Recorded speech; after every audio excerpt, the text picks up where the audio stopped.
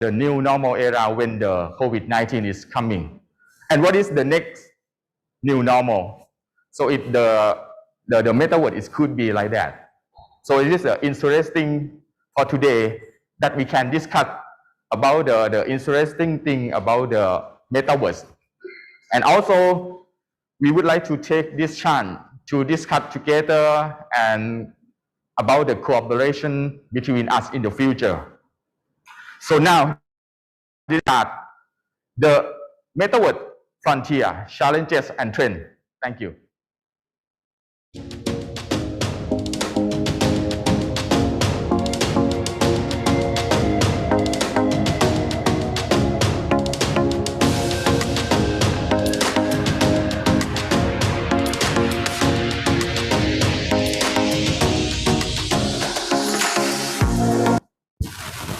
Very much, Assistant Professor Dr. Chuan Kondam, for this warmly welcome speech. Now, we will go ahead next session. In this occasion, all the participants want to know about the concept of Metaverse, where humans can live in the digital second life, working, socialization, building homes, and communities.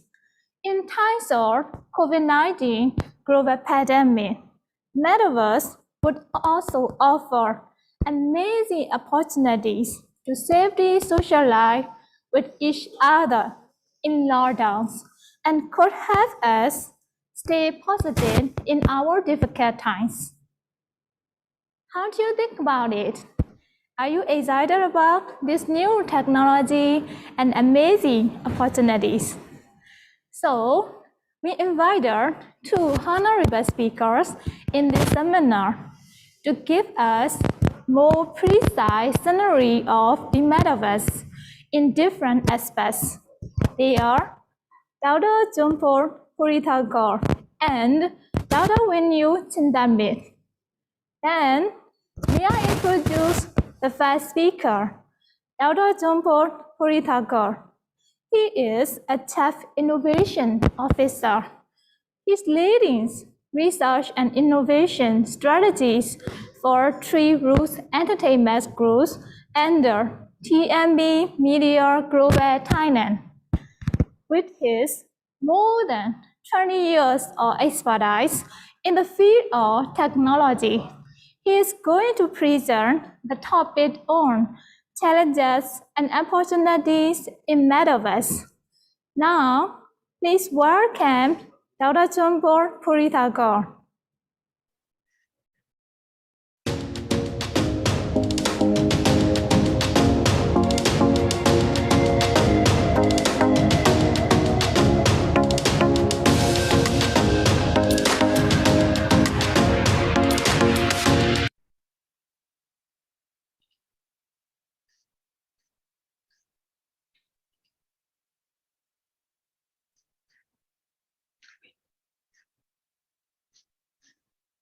Good afternoon, everyone.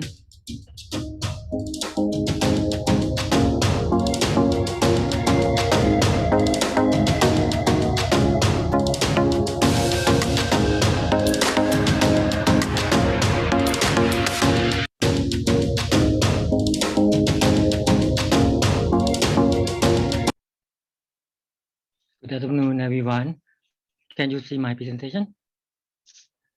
So I believe that you could see my presentation correctly, right? So it's my great pleasure to be here, to be keynote speaker for thank for Vilayalak University to invited me to become the keynote speaker for the challenge and opportunity in Metaverse today. So actually, I just went back from a business trip in Dubai. We had the World Exhibition conference with the Metaverse and also the World Expo conference with the cryptocurrency and also the blockchain exhibition in Dubai. In Middle East, they are very actively participate in the crypto activity and crypto marketing and also the blockchain activity over there. So I hope that I can share my experience during more than 20 years that in terms of many field of the not only from the government and also the research development and also the enterprise company to help you understand more about Metaverse. So this is the agenda for today's presentation. So actually 1 hour is too short for you to learn about the overall about Metaverse, but I would like to introduce at the beginning concept of the real world technology, which is the digital transformation and innovation management first, before bring you into the world of Metaverse. And then I will introduce the project that we are working with the Metaverse project. That will be the first Metaverse in the region to be launched by Q4 this year. And last but not least, I will let you ask me the question and I will provide the answer. So for the short introduction that the moderator already introduced by myself. So actually I am leading the Chief Innovation Officer for the strategic and also the research development with the Tree Root Entertainment Group. And previously I was the General Manager of the IT department for the mobility business of the Sumitomo Mitsui Auto Leasing and also CTO of Two Little Park and CTO of Ericsson Thailand and Huawei Enterprise in Thailand. And mostly my experience on the digital transformation and also product process business strategic development and process optimization in the public-private sector, not only in Thailand, but also in Japan and also the Middle East and also the worldwide that I have experience in the consulting service in the major operator in Middle East operator. So a little bit introduce about my current company. So actually Tree Root is a startup company with the joint venture between the TNB Global Media and also the MQDC with the top real property estate property development. And the vision of Tree Root that we position to be the global leading innovator and also in the modern entertainment solution. And we have the mission to bring the magical sensation to all industry. Regarding another joint venture partner, MQDC is the property development company that they have some reference to develop Icon Siam and Waldorf, which is the highest building in Thailand, and also the Two Little Park, which is the startup ecosystem in Thailand. And the latest one is the Forestia, which is located near the Mega Bangna. The Forestia is the urban oasis that will surrounding with the forest and will have kind of the metaverse. The first metaverse will be happen in Forestia. We will create the magical urban oasis city which cover more than 124 billion green district, and it's going to be very immersive experience over there. Regarding for the TNB Media Global, we are the entertainment and anime creation company, and we create a lot of animation. The most well-known one is the Sheldon animation that have been published in worldwide, and a lot of the animation like the World of Light and Satima, and we also have the co-partner with the movie production in many movie, and the latest movie is The Dog that already showing in the cinema currently. And what we are doing with the Tree Root, we provide the live streaming platform and also the business intelligence, and we partner with a lot of the gamification company, and we also have the global innovation venture, and we just launched the digital currency with the cloud token last month, and we are also the financial technology, and we have the IP on the animation, content creation, and management solution. So that just a quick introduction about myself and my company, and I would like to introduce you a little bit about digital transformation and innovation management.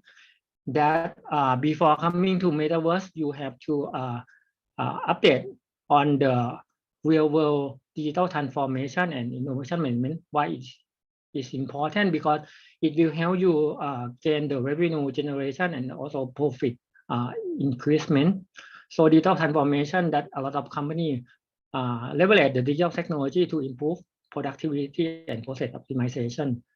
And the outcome of digital transformation, you can have the system of intelligence that empower your employee to engage with the digital technology and also the engage with your customer, that customer can enjoy the digital experience and optimize your operation and transform your product.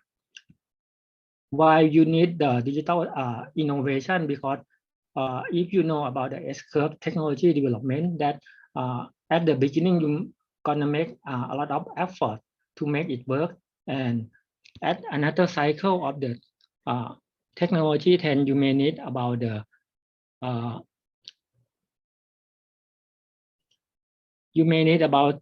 this curve to maximize efficiency, and at this stage you have to be the first runner to provide the innovative technology, to be the pioneer in the market. And at this curve, your technology is already seen by competitor. So that's why you have to thinking about the next curve of generation. That's why we have to always consider about the innovation, not only the first S curve cycle, but also the second curve and also the third technology innovation. And in Thailand, we also have the BOI and also the policy to support not only S-curve but also new S-curve innovation. And of course, the digital technology also one of the S-curve that the government support for the tax exemption in Thailand. And regarding for the innovation, there will be some gap between the government, university, research, and also the private sector. So because I have experience both on the government and university side and also the private sector, so I'm the person who bid the shorten the gap between the government and also the private sector. There will be the technology readiness level from level 1 and to level 9 up to the commercialized product. So to minimize the gap between the university and also the research government with the private sector, we have to leverage the collaboration between the research institute in the university with the private company as well. And coming to the top 10 digital transformation and innovation, you can the PDPA, of course, it will be endorsed by middle of this year to protect you the personal data. And of course, the cybersecurity also very big issue that we have to concern. And big data analytics that will monetize about the platform of Web 2.0 and also to help the company to generate the revenue driven using the data fabric with the data lake and also the data monetization. And the third one is the blockchain and the decentralization.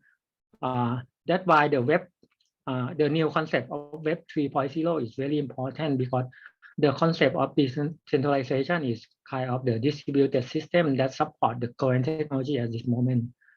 And IoT and massive connectivity also the new trend that can generate the digital twin, not only in the real estate industry, but also the enterprise industry, and all industry will be able to create digital twin. And Metaverse also will create digital twin to show in the virtual world for you. And the robotic AI and brain implant that you can, you may heard that the Tesla and Elon Musk, he also invests a lot to replicate the brain and the skill of people from the brain and copy from the brain command into the execution programming. So neural link also very important.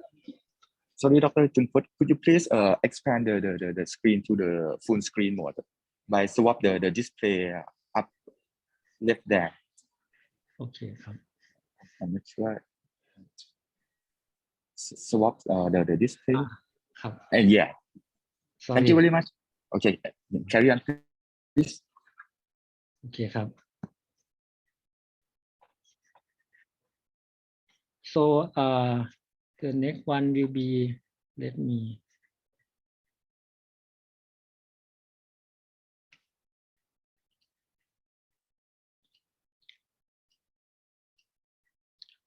And the next one will be the neural link that Elon Musk, they also work with the research and development team to produce kind of the skill people to have the executable command into the virtual platform. And the next one will be the OTT and also cloud and edge computing that is very important to extend coverage of the experience and also the processing power more closely into the end user. That the benefit of this technology, so you can minimize the cost of the user interface device like the mobile and also the thin client device can be cost optimization. And the next one will be the experience to the end user that can use the extended reality, mixed reality, and also augmented reality, which is will bring you into the metaverse era. And the next one will be the smart city and resilient city, sustainable city, which provide you the total experience for the metaverse. And the network connectivity, that 5G, that provide kind of the lower latency and also massive connectivity and also high bandwidth that can support for the metaverse as well.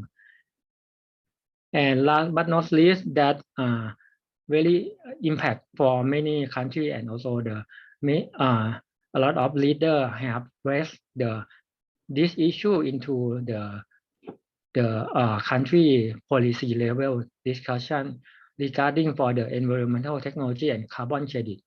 That climate change that we also produce kind of the net zero, also the carbon credit, net zero neutrality into the metaverse platform.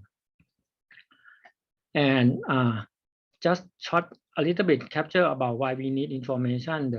The godfather in innovation is Mr. Joseph Schumpeter. He provide the definition of the innovation like to create new product service or the new process to making it to get strategic advantage for your solution. So you can combine the knowledge, creativity, and value to achieve the innovation. And innovation can achieve by either closed innovation or open innovation. But the research result showing that the open innovation you can gain more benefit and more ecosystem to develop and enhance. Regarding for the open innovation, that actually Tesla or Elon Musk, he also using the open innovation. The outcome of open innovation, you can provide the higher revenue generation and also the reduce the cost and time for the leverage external development as well.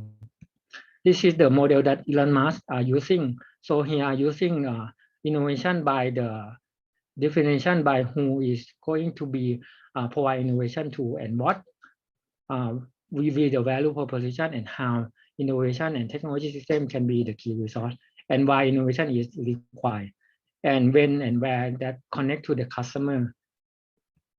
This is the Elon Musk company formula. Firstly, he generate innovation from the company innovation met with the ignite and industry, and then he export innovation into the what will be impact for the new world of future.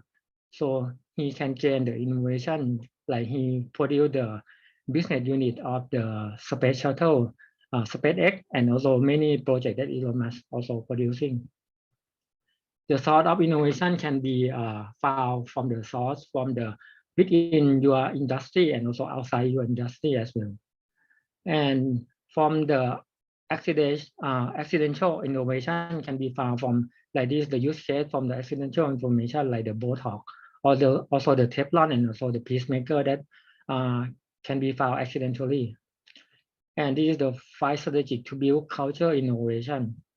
And to let your company have the DNA of digital mastering, that in the vertical level, you have to be the digital capability, and horizontal level, you have to be the leadership capability as well. At the MAT research, it found that the leader have the digital master can gain the maximize the พี่เบียร์วิ่งตัวเดียว revenue and ไม่รู้สีงงกันไม่เลย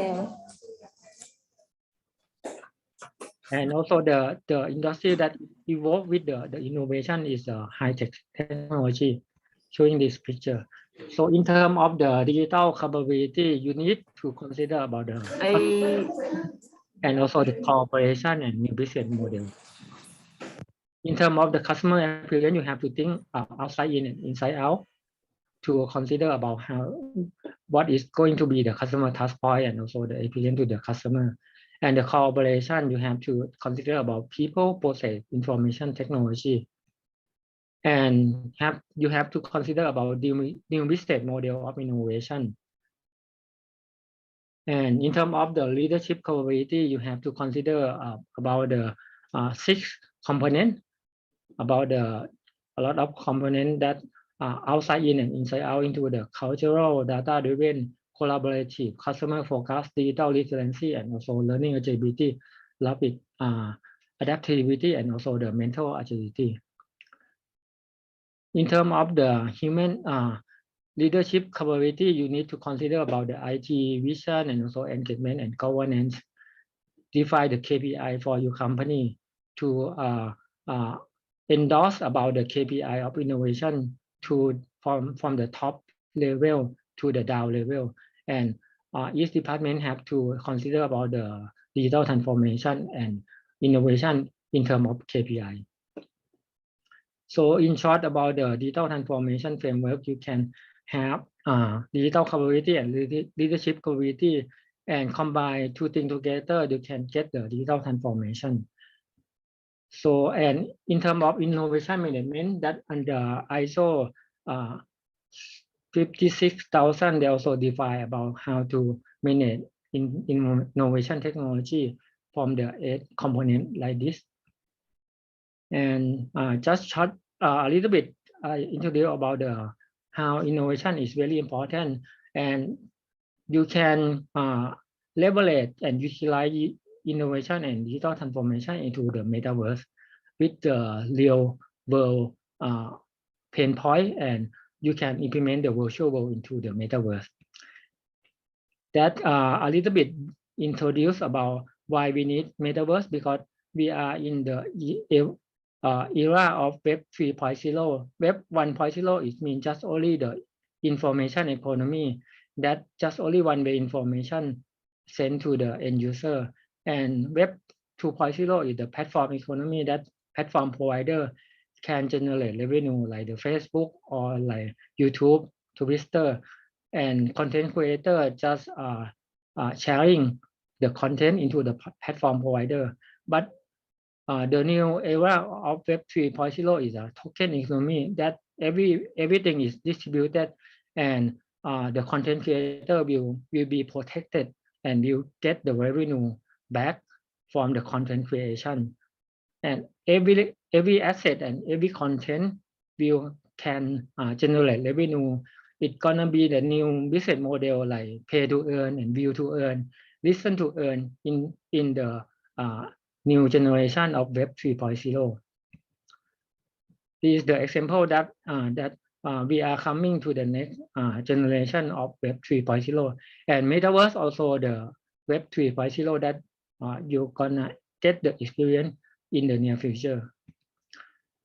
So coming to the definition of what is a metaverse, so the real example that is the movie Ready Player One. This is the very near use case of metaverse that try to link between the real world and virtual world experience. So you can jump between the real world and virtual world, and everything will be connected together, and everything that not possible in the real world, it will be possible in the virtual world as well.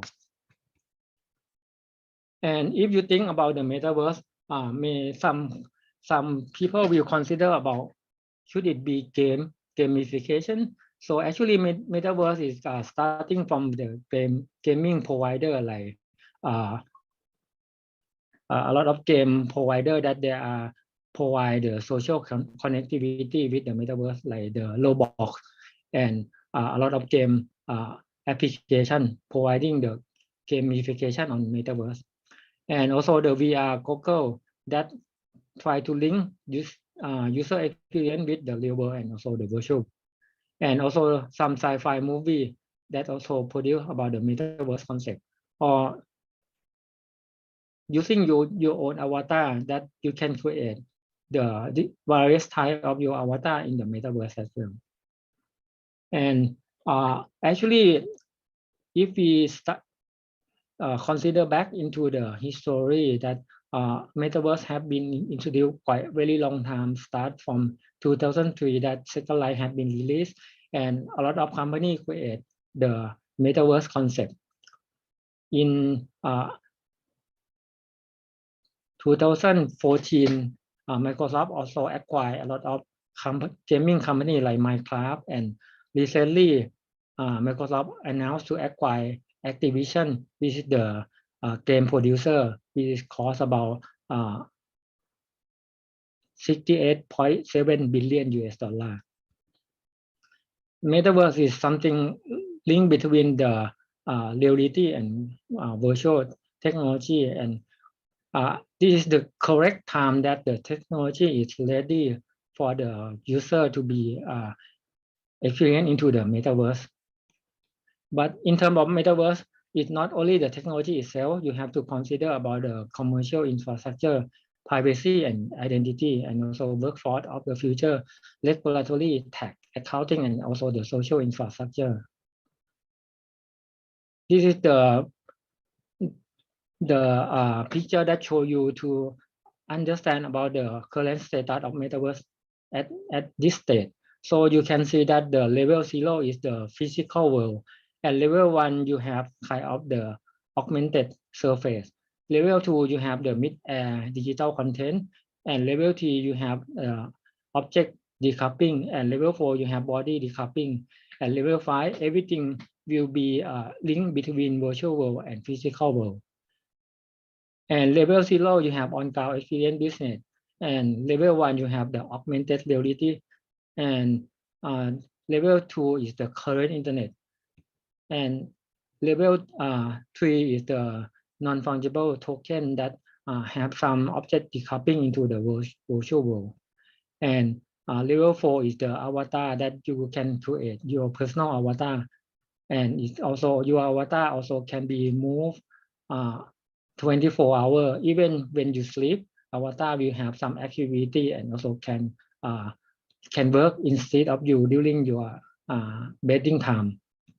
And also the level 5 is a full implementation of metaverse.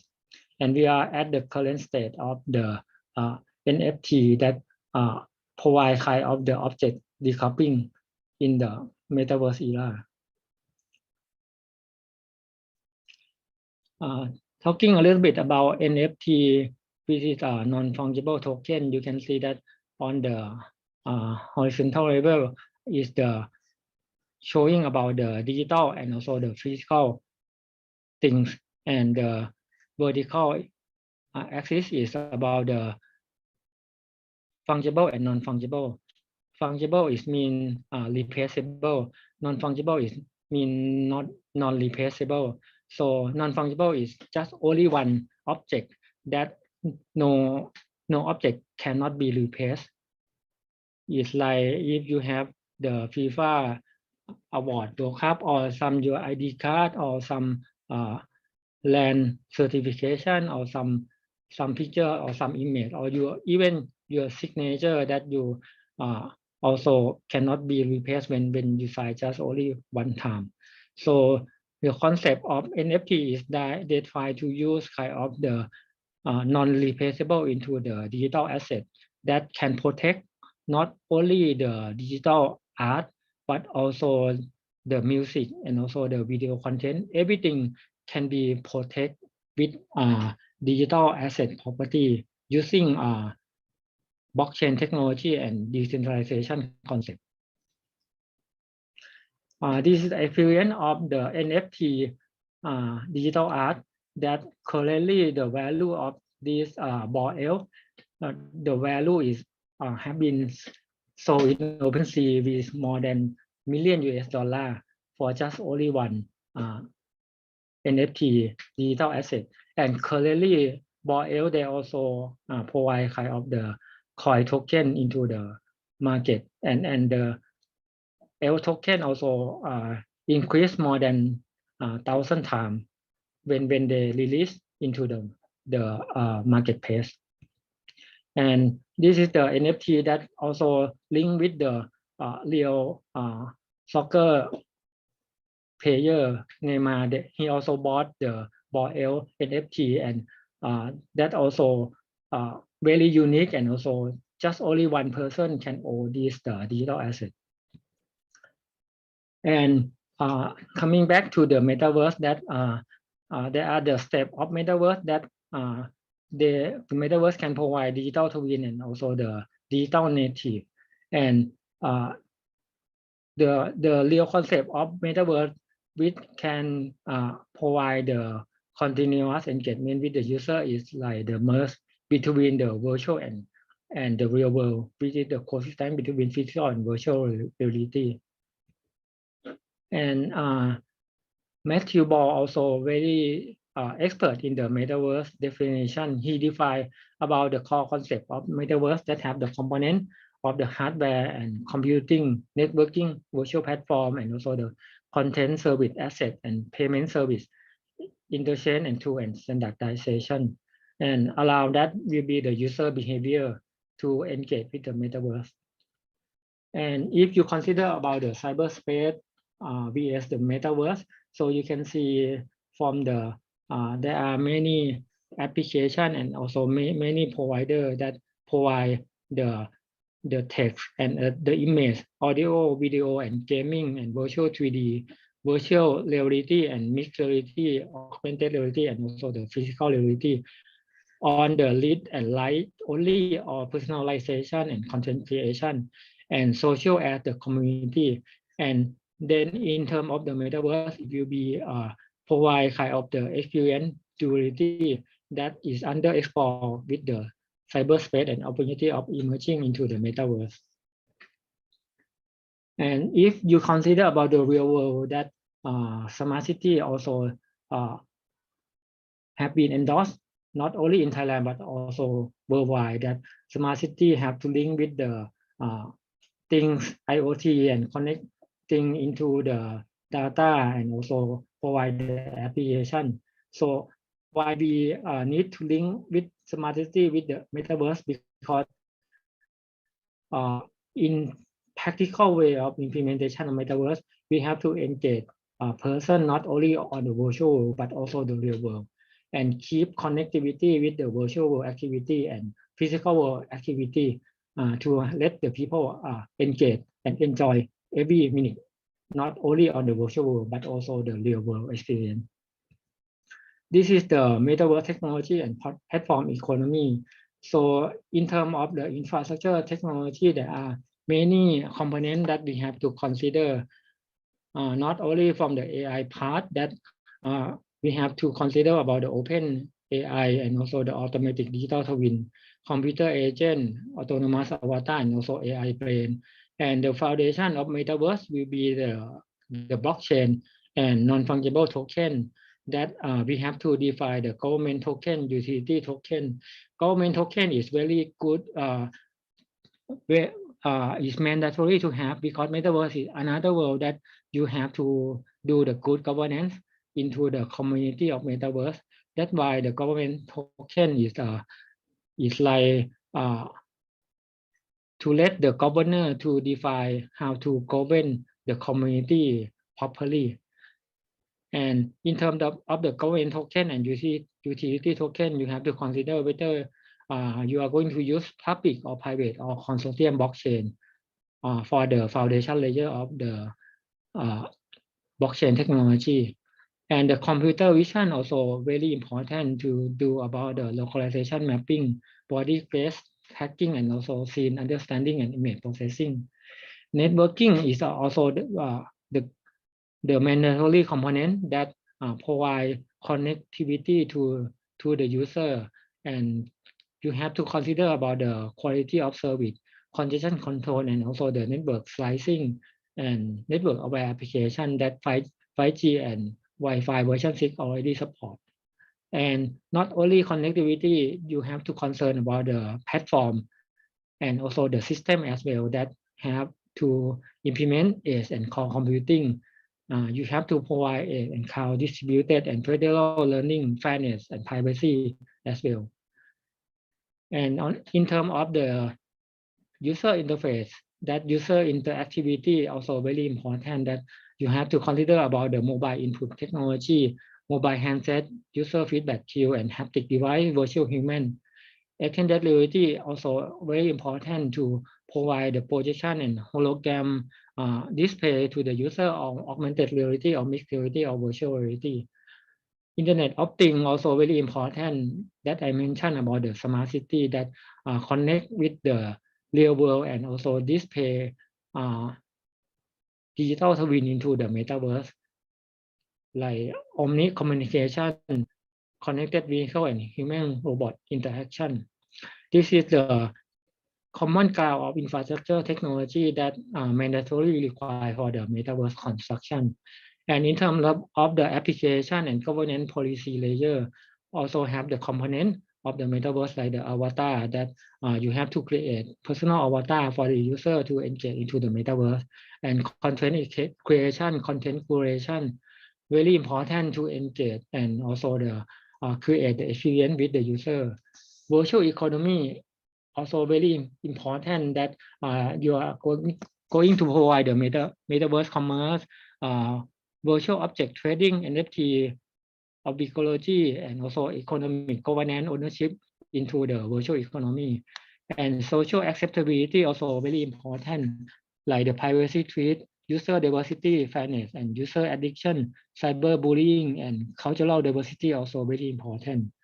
And the security and privacy also important, like the deep fake that you have been seen at this moment, and alternative representation and ethical design, protection of the digital twin and biometric data also very important.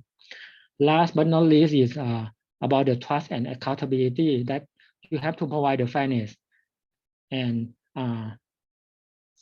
provide not bias with the humanity and power and control, opacity and transparency, auditing and governance should be very good governance in the metaverse. And in terms of Web 3.0 stack, that a lot of protocols have been defined. In short, we can provide the Web 3.0 for the decentralized concept with the blockchain foundation, and on top of the blockchain, it's gonna be the AI and also the machine learning on top of the blockchain layer to provide kind of the fast digital twin replication from the physical world into the virtual world.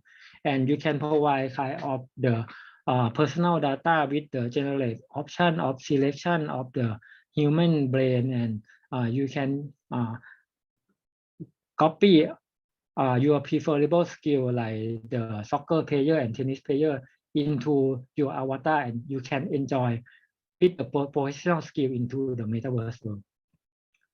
This is the software-defined blockchain data agent that you can see that a lot of components in the metaverse, like the cloud layer, that we have to provide the data lake, data analytics, and on the cloud layer, the lower part gonna be the blockchain layer that provide private blockchain, consortium blockchain, and public blockchain, and also connect together with the public cloud blockchain as well. And connectivity between the cloud layer is the network connectivity that have to link with 5G network connectivity or Wi-Fi version 6 connectivity. And this one is important thing is about distributed edge computing to lower the cost of the end user device. You have to provide kind of the metaverse gateway box to the end user to let the extended correlate area to widen the experience into the home and also the campus of the user to enjoy the metaverse experience. And user interface also important to provide metaverse experience not only on the mobile phone itself but also in the any interface device. It can provide on the hologram or provide from the projector display or any device that can provide experience to the end user. And this is the example to show you about how metaverse and also the blockchain can provide the good journey and also the commodity traceability that you can track about all producer and consumer can make sure that everything is the original produce from the original source, and the consumer can be happy and enjoy that you can provide you can get the real and original production.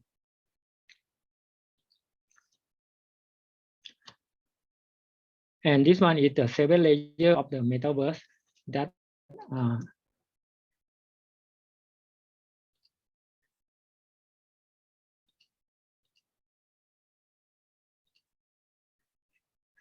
this is a 7 layer of metaverse that provide from the infrastructure layer and also the human interface, decentralization, and also the spatial computing, creator community, and discovery and experience. That experience is very important to provide immersive experience to the end user. This is the clip that showing about the immersive experience that can use kind of the avatar of the personal human into the metaverse. So I will show you the example of metaverse like this. What's going on, everybody? So I got my alter ego finished. And his name is Blue. And for the mocap geeks out there, he's set up with the usual recipe of XNs for the body capture,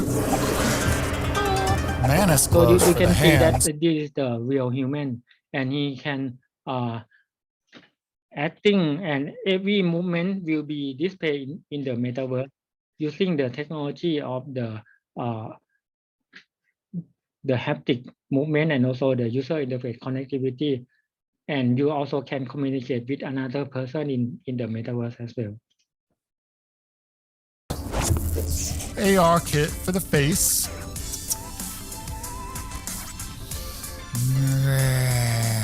And it's all happening right here within the Unreal Engine. Yeah. But what's special about Blue is that I'm going to be inhabiting him every week because we are starting a new YouTube show called Xanadu. And if you love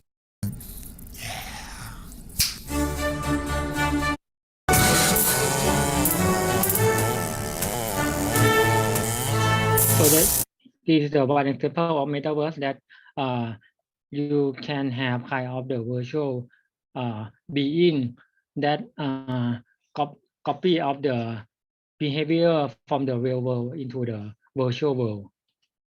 And another example of the metaverse use case is this one is the John Legend. He provide the concert and engage with his fan on the metaverse, and John Legend fan can also enjoy being the exclusive in the John Legend concert.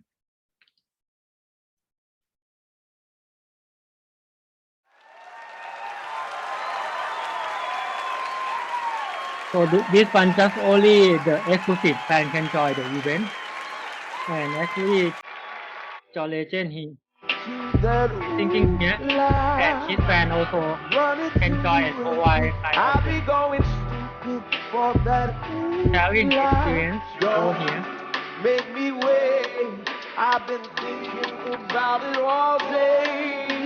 You know what I want. The second, the minute I'm home is ooh la. Each fan can provide the gift and also each fan can buy collagen NFT and have kind of the exclusive fan meeting in the Metaverse. Given. And here so far are our top. You can have interaction with the artists that you like exclusively in the Metaverse world. I give you all of me. And you. This is the example of the entertainment Metaverse that already happened. Give me all. This is the opportunity and use case of Metaverse, not only in terms of the entertainment, but also in the real estate. That in the real world you have land and location, and in the virtual world you can link with the landowner, with the digital land, with NFT and also the blockchain technology and also the exclusivity to join any event from the real estate owner. And the fashion industry also, you can link with the limited collection, like the current brand name. They also provide NFT that link with the limited collection that can prove about the genuinity and also the authenticity of the original version. Entertainment industry also link with the exclusive fan meeting. You can provide voting and also the virtual meeting, some kind of the idol competition. You can use the token to vote for the competition event as well. And in terms of the finance industry, you can provide link between the cash with the token and cryptocurrency. And in terms of the governance, you can use political. It's like DAO is the decentralized authority organization to provide the voting for the government policy as well. And in terms of the art and creation, you can use link with the painting, sculpture with the digital art and interactive art as well. In terms of the law or legal, you can leverage the contract with the smart contract that link with the user and buyer with the smart contract. No need to provide invoice and billing for this the virtual world. In terms of education, currently not only in Korea, in Thailand also going to provide kind of NFT certification for some course like Sri Patum and also Langsit University. They also partner with our company to provide kind of the NFT certification for some Metaverse course or some selected course. And in terms of citizenship, you can link with the ID card with the avatar and also the Metaverse ID. And there are much more use case that you can link with the real world and virtual world together. And this is the Metaverse market map that have a lot of players in terms of the experience and discovery, content economy and spatial computing, decentralized and human interface and also infrastructure. And we would like to introduce about the project that our company, Triroot Entertainment Group, we are making the first Metaverse world, not only in Thailand, but also in the region, which is called Than Lucia. The Than Lucia is where the imagination become reality. This is the trademark of the Than Lucia that you can see that is the link between the real world and physical world. What makes Than Lucia unique? Because we will be the gateway to seek the sustainable and high quality society. Our chairman and founder of Metaverse, Dr. Jawanwat Ariya Walom, he had a lot of passion from the entertainment company and also the another joint venture owner of MFCT also would like to make Metaverse happen. Than Lucia is where imagination become reality, that we will provide you the fuel of happiness, and you can create destination of your dream in the Thalusia world. And what do you do in Thalusia? You can have your own avatar, and you can create your option of avatar different based on the theme and selection. We will provide the various of option of avatar. Is like most closely with the real world avatar or the character cartoon avatar. There are multiple avatars that you can select. And in the Thalusia universe, we will have the partner which called the galaxy in our Thalusia universe. Like the MQDC is the real estate property that they will provide the galaxy to let you enjoy the real estate and metaverse inside. And also the CP group, they're gonna provide the galaxy to the galaxy of the food producer. And TND Global Media, they will provide entertainment galaxy to let you enjoy about the metaverse. And we also engage with the top global company to provide the galaxy of metaverse inside Thalusia universe as well. When you enter into Thalusia of metaverse, you will create your own avatar, and you will have your own companion that you can select.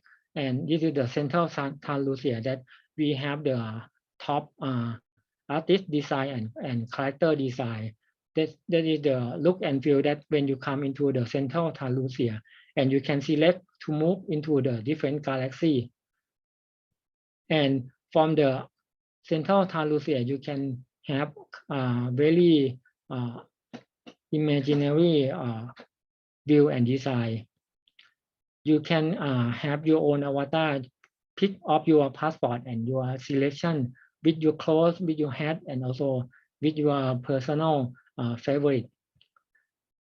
When you from the central Thalusia, you can move into the different galaxy with the many theme and design shown here. This is the example of the design that we are planning to show about the exhibition of the Thalusia Metaverse on November of this year at Two Digital Park. This is the design of the different theme and also the season of Metaverse. There are many theme and design, not only the heaven and also the forest. And the thing that you will get the imagination become reality. And this is the experience that you are going to gain in the metaverse world. And this is the project that will be the first project that we partner with our joint venture MQDC. They have the complex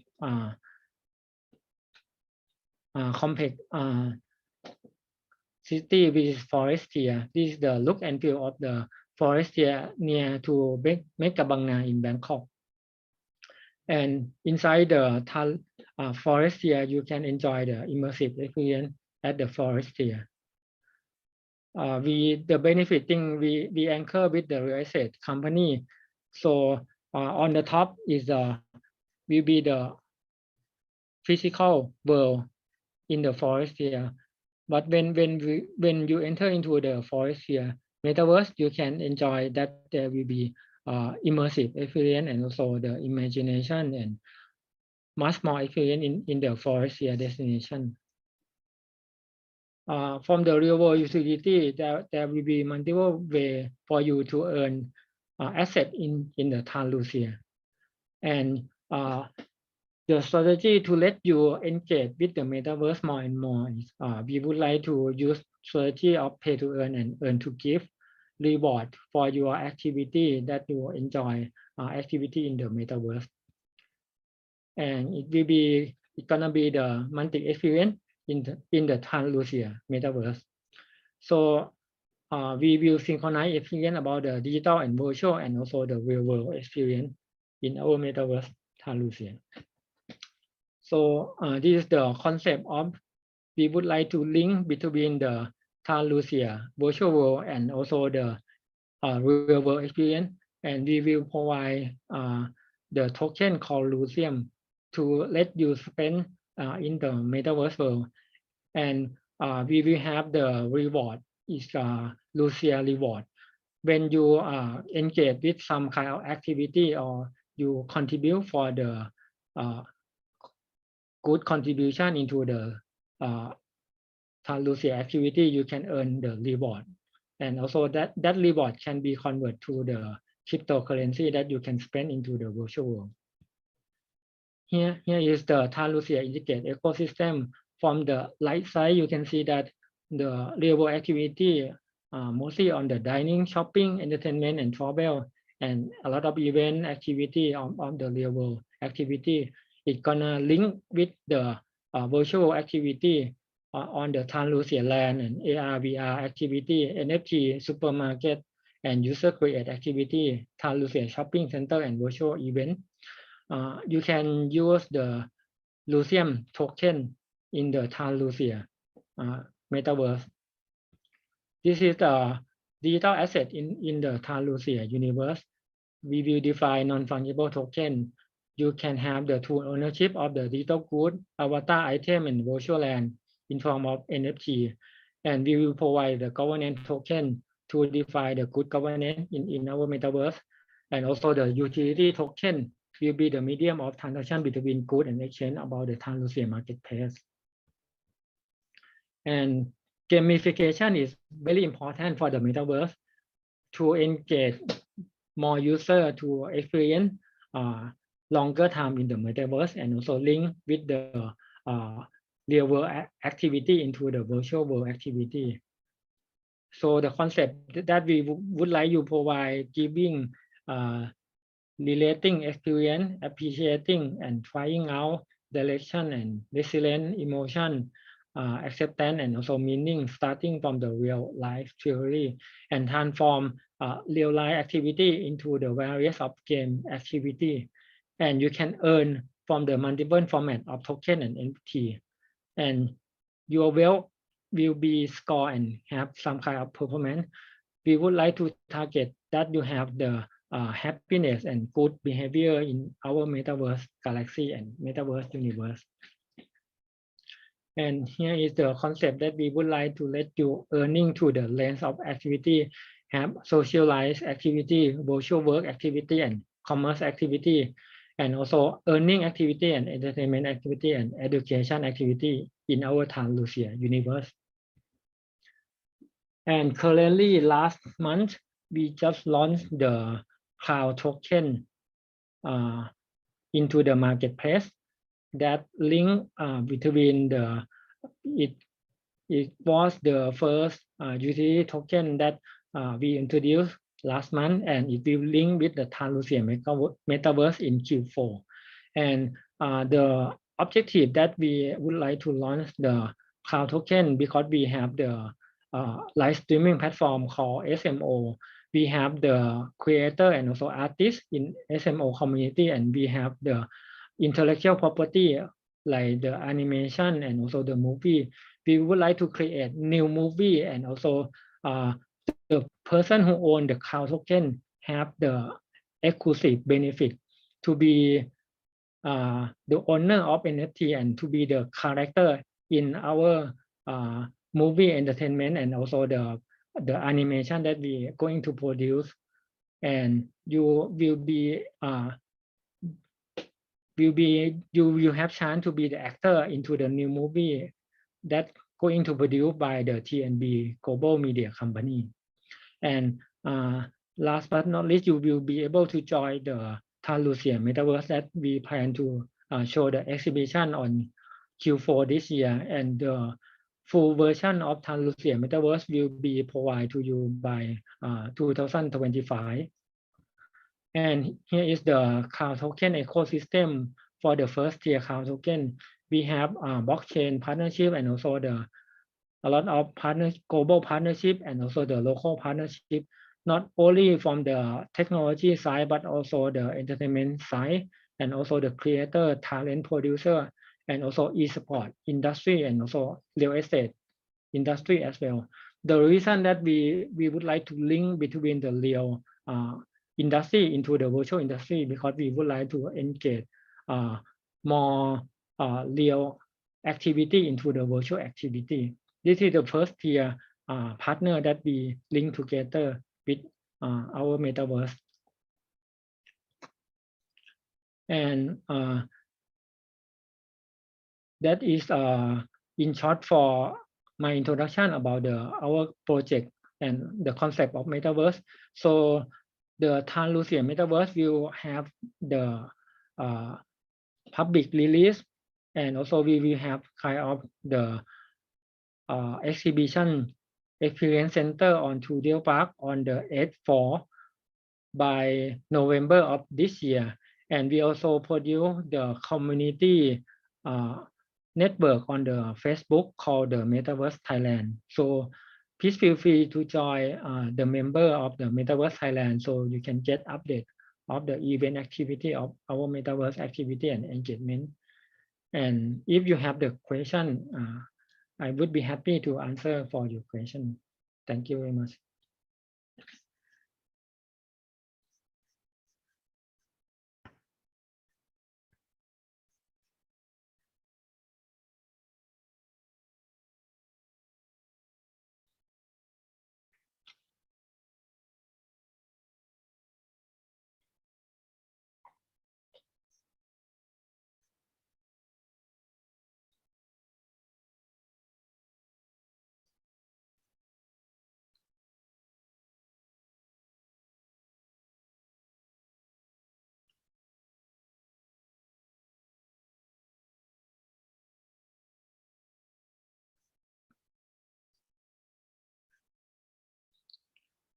I can't hear from your side.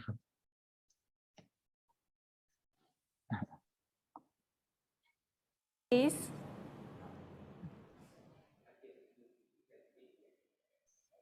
Can you speak again, because previously I cannot hear from your side.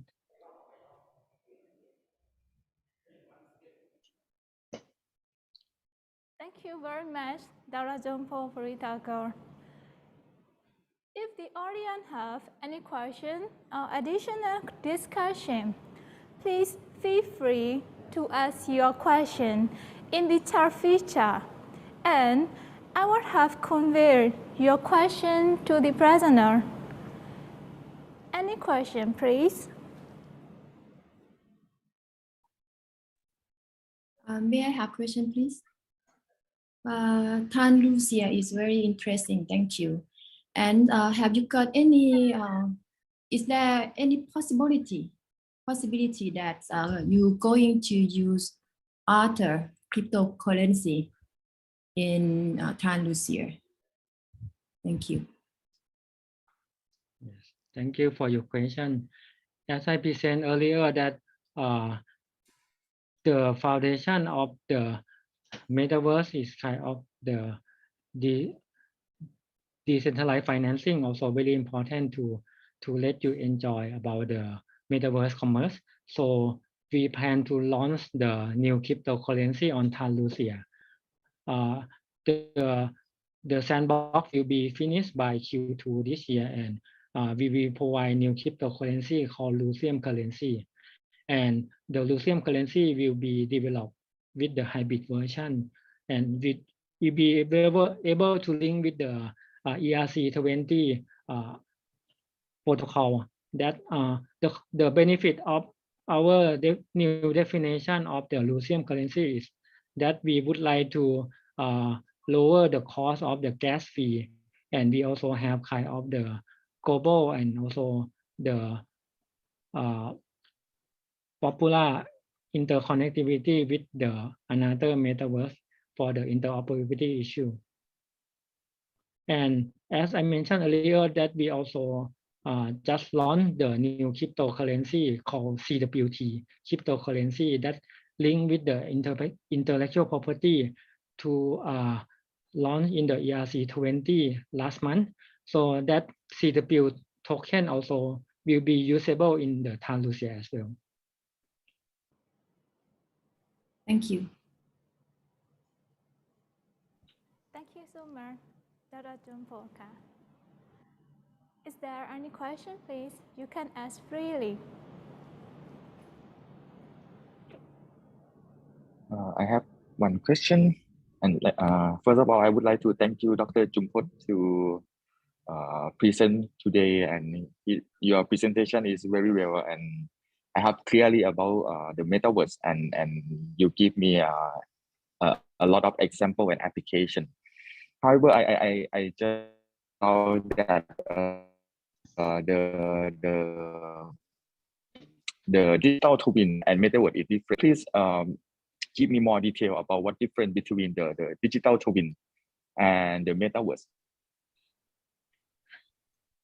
Thank you for your question. It's very good question, So we have a lot of debating whether metaverse should be completely digital twin or it should be fully imaginative creation with no link with the physical asset. So it depends on the galaxy that you would like to produce. For example, we have multiple of galaxy. The first galaxy that we would like to produce is the MQTC Forestier galaxy. It will be mostly close to digital twin because we will provide kind of the similar experience on the physical world. That, for example, if you buy condominium or buy the house, you will got the kind of NFT and also can enjoy the experience on the virtual world with similar experience or close experience, but much more experience can be created on top of the digital twin. So, and another galaxy like entertainment galaxy, it might not be linked with the digital twin because entertainment galaxy much more focused on imagination. So it can create metaverse based on your imagination, and it can be kind of the fantasy world and many imaginative world. So it depends on the use case that if you focus more on the industrial and more real estate, we're gonna use the digital twin to rendering and simulate the virtual experience on the metaverse. And in terms of entertainment that have more imagination and also creativity, we will not use digital twin for that. Thank you very much, Dr. Jumpot. Thank you very much again, Dr. Jumpot Puritaka. Is there any question, please?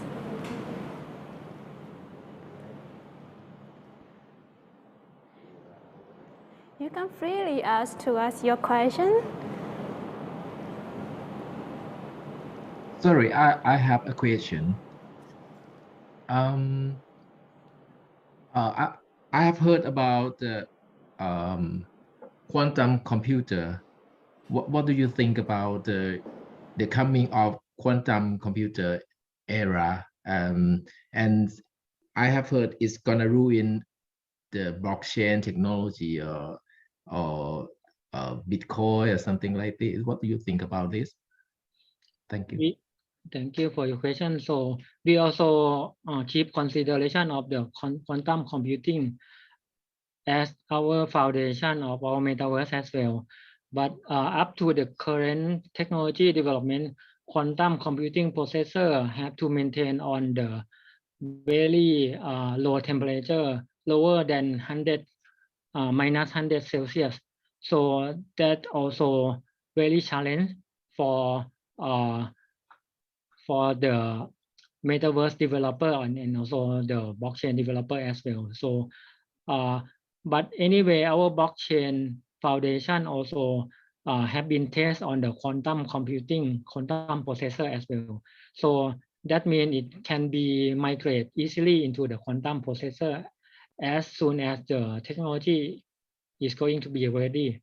But the current limitation of the quantum computing is the temperature of the processor, that we have to maintain the temperature that lower than 100 minus 100 degrees Celsius. Thank you very much.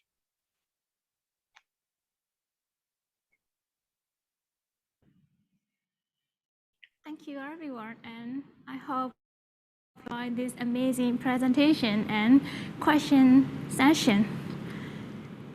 Thank you again, Dr. Jumpo Puritakor. Thank you ครับ so As the Metaverse. actually we are planning to create the galaxy of education, and when we create the galaxy of education, we would like to invite Walayalak University and also this program to be part of our galaxy as well.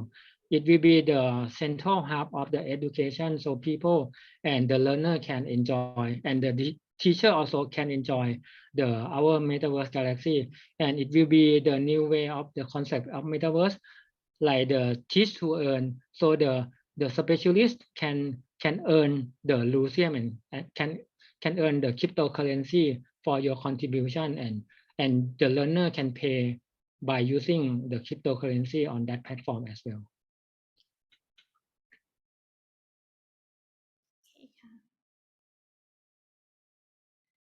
So let's we move to the next section. As the Metaverse matures an entire ethnic economy will develop around it that mirrors the real world. Clearly, there is a huge opportunity. When more brands entered the Metaverse, they will hire and use careful people to power it. Now, we will have 10 minutes break before moving ahead the next session. At the same time, we would like to introduce about School of Informatics at Walayalak University. So, please feel free to enjoy it.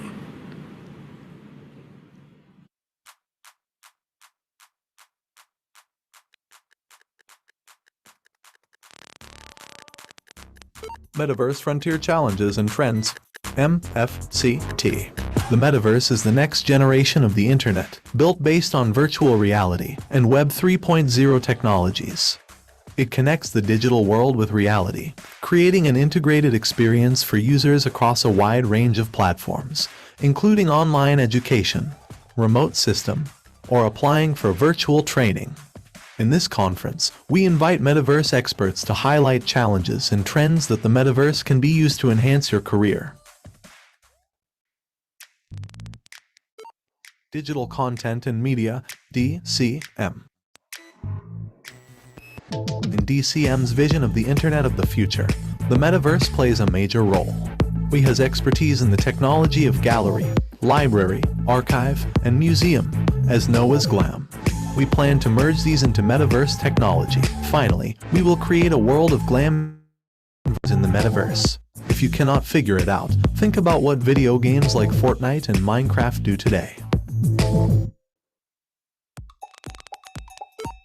Digital Communication Arts, DCA.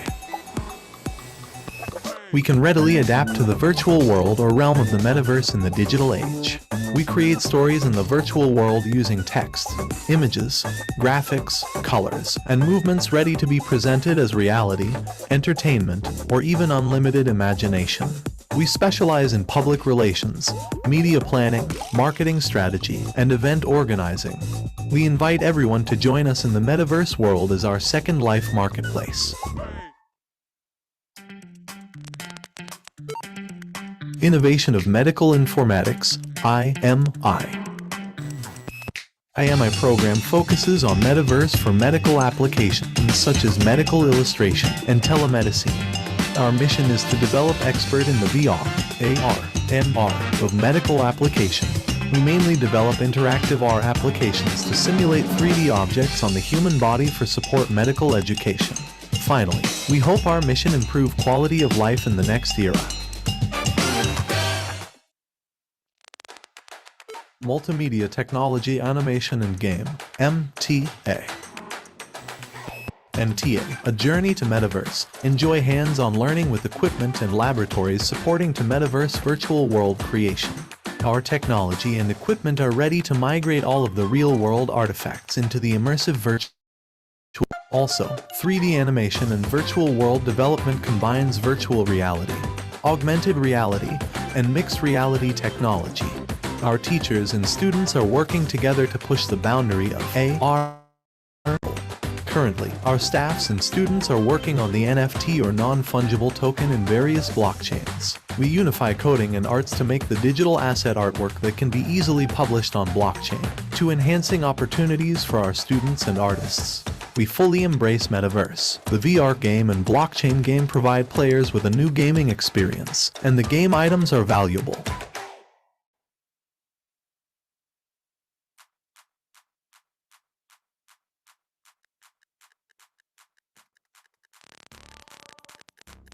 Metaverse Frontier Challenges and Friends, MFCT.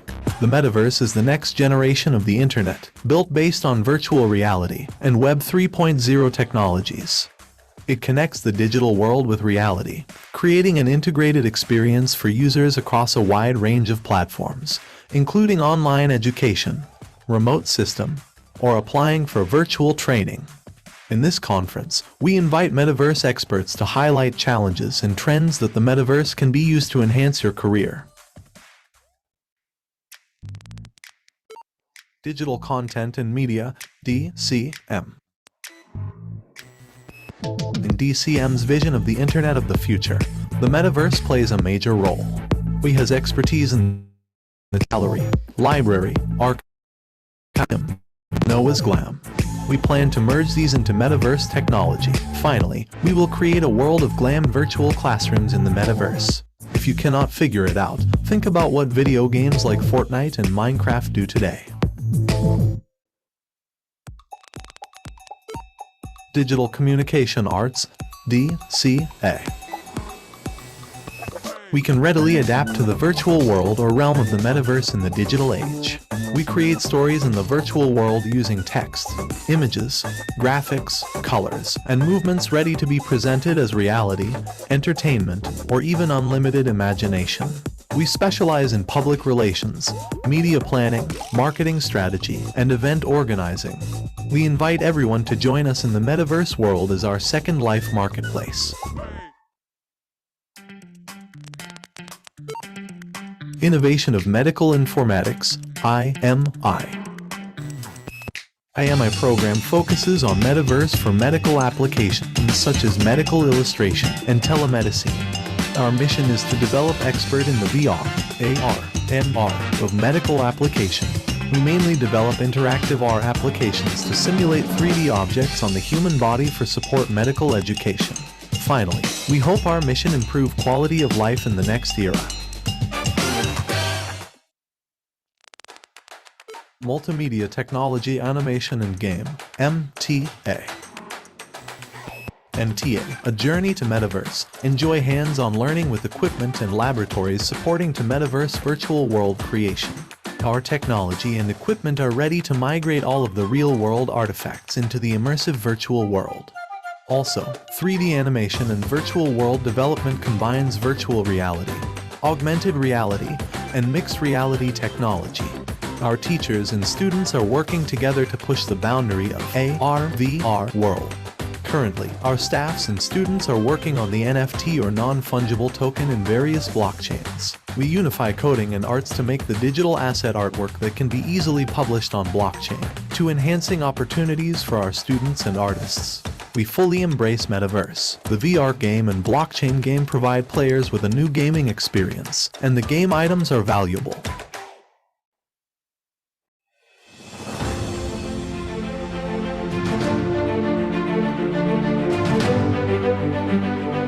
Malilak University is located in Thasala, Nakhon Si Thammarat, a major city of southern Thailand. The province has many natural wonders and beautiful beaches all along the coast, and is in the same region as the popular beaches of Koh Samui and Phuket. The campus is surrounded by the beautiful and large greenery of Khao Luang National Park. Malilak University presents a fine example of the feng shui concept of water, land and mountains combination. With the direction set by Professor Dr. Sombat Thamrong Thanyawong, our president since July 2016, the university has stepped into an era of change, focusing on high quality, both in teaching, learning and research. Over 90% of the students who graduate from Valelak University pass professional examinations in their first attempt, one of the best records in the country. Valelak University was assessed by the Office of the Higher Education Commission of Thailand in 2019 and awarded a score of 4.8 out of 5, which is among the highest in the country. Crucial items of the ranking included quality of graduates, research and publication, social engagement, promotion of art and culture, and management. In addition, academic ranks have nearly doubled in the last 4 years. The rate of employment among graduates is 98%, something that we at Valelak University are very proud of. To achieve high quality and internationally recognized learning outcomes, Valelak University incorporates the UK Professional Standards Framework or UKPSF in all her teaching. High-level student learning is of great importance. About 60% of our teaching staff have been awarded fellowships from the UK-based Advanced Higher Education. As part of Valelak University's internationalization efforts and to prepare for our graduates for high-level and international job opportunities, English language proficiency is emphasized. There are more than 30 international educators dedicated to first-year English language teaching alone at the university.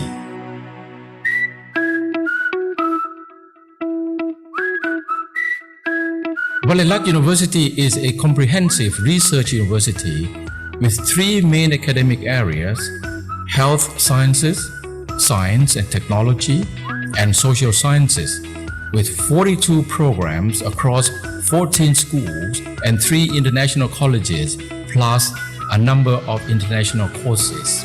Smart facilities such as smart classrooms, smart laboratories, smart mobility, and smart security are in place so that the students can truly enjoy their university life and develop the various skills necessary for their future careers. Study at Valelak University is active, engaging, and fun. Valelak University cares deeply about her staff and student health. The university provides modern high-standard sports facilities, including swimming pools, a fitness center, and other sports amenities.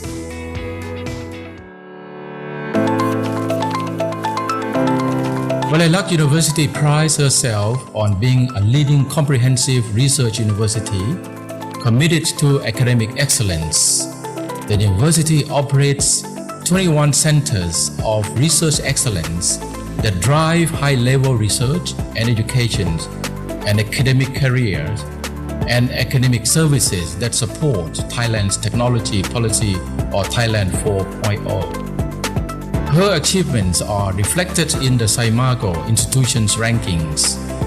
Valelak University's innovation and research publications rankings have been among the highest both in Asia and in Thailand. In addition, Nature Index ranks Valelak University among the top in Thailand in physical sciences. Also, Valelak University regularly produces world-class publications in ISI Scopus Index journals. Internationally read and cited research publications have increased dramatically under Professor Dr. Sombat's leadership, and Valelak University is increasingly recognized for its active research environment. Social engagement projects that translate research findings and innovations into practice for the benefit of the community are another hallmark of Valelak University. Entrepreneurial spirit is much valued at Valelak University. Students can enjoy co-working spaces with the private sector right here at the university's Science and Technology Park. Valelak University plays a very significant role in addressing the country's healthcare needs, especially in southern Thailand. The University Medical Center constructed on 65 hectares and with 750 beds, and the most advanced medical technology will be operational starting in 2021, serving up to 500,000 patients annually. With a pristine location surrounded by greenery, Walayalak University is a natural location for a botanic garden. Initiated by the Schools of Pharmacy, Walayalak University features one of the most beautiful herbal gardens in Thailand. Not only is this garden beneficial to the students of the School of Pharmacy and applied Thai traditional medicine, it is also a place where the public can visit and enjoy. Walayalak University has one of the most structured 216 hectares botanic garden featuring a diverse tropical plants. It is also a popular camping ground for the university students and staff and the public. And this is where a natural history museum is being constructed. The museum is an initiative of Her Royal Highness Princess Mahachakri Sirithorn.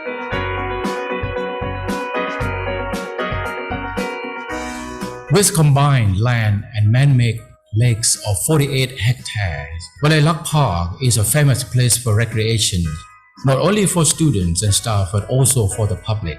Sitting at the park's deck, watching a sunset against Khao Luang Mountains in the evening is a pleasure enjoyed by many. The university is committed to providing education opportunities for all. The university seeks to excel in research and innovations. The university's mission to produce graduates that are both professionally competent and morally sound is uncompromising, consistent with a vision to be an institution of good governance, a source of knowledge for critical problems facing the nation, to unfailingly address community needs, and to strive for international recognition for excellence. A university where young people can embrace their dreams, a university that challenges itself to promote harmony and solve global problems. Change never stops. We are changing. We are a university of quality. This is a land of glory for all.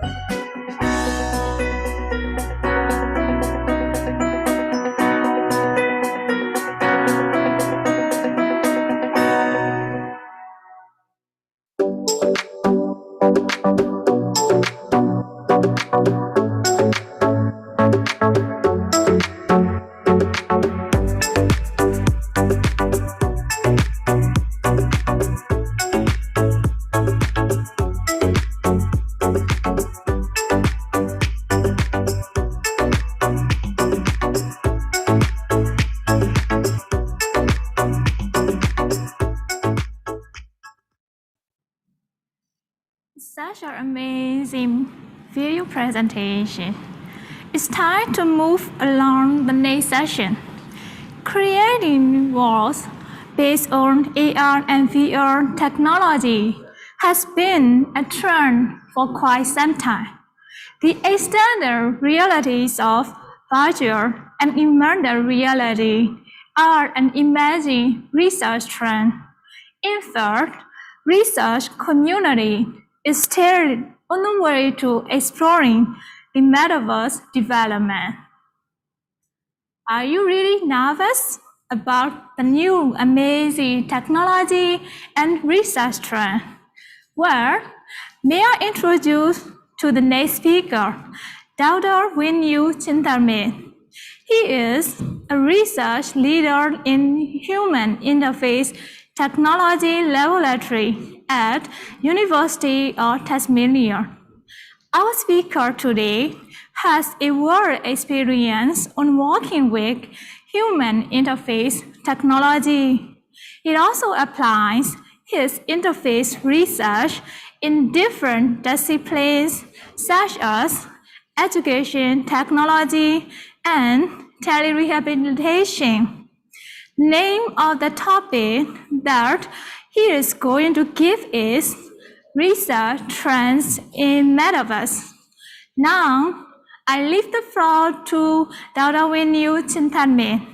Please kindly start giving your speech. Dr. Winyu Chintamit.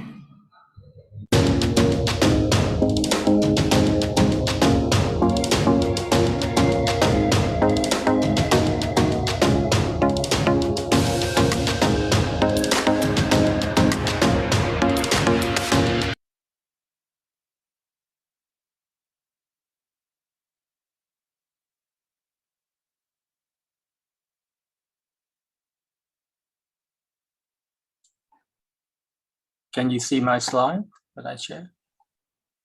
Yes, I see. Okay, let me try it again. Sorry.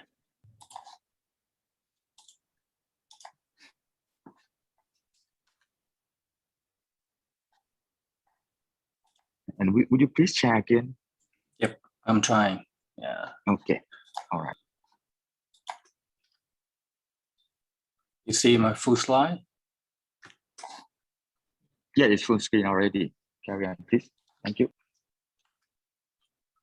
All right. Thank you. Good afternoon, everyone. My name is Winyu Chintamit. So thanks for the invitation from the Dean.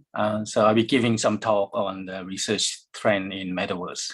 First of all, from Thailand, research senior lecturer here at the University of Tasmania. So I'm leading a lab called Human Interface Technology Lab, or HIT Labs, up here. So I'll be talking about the Metaverse research. Okay, it's a new trend, so we're not yet sitting on it, on top of it, but we do have some work that hopefully be helpful for you, for the audience to listen and understand what the field might be. Okay, of course, my prediction might be wrong, so please forgive me for that.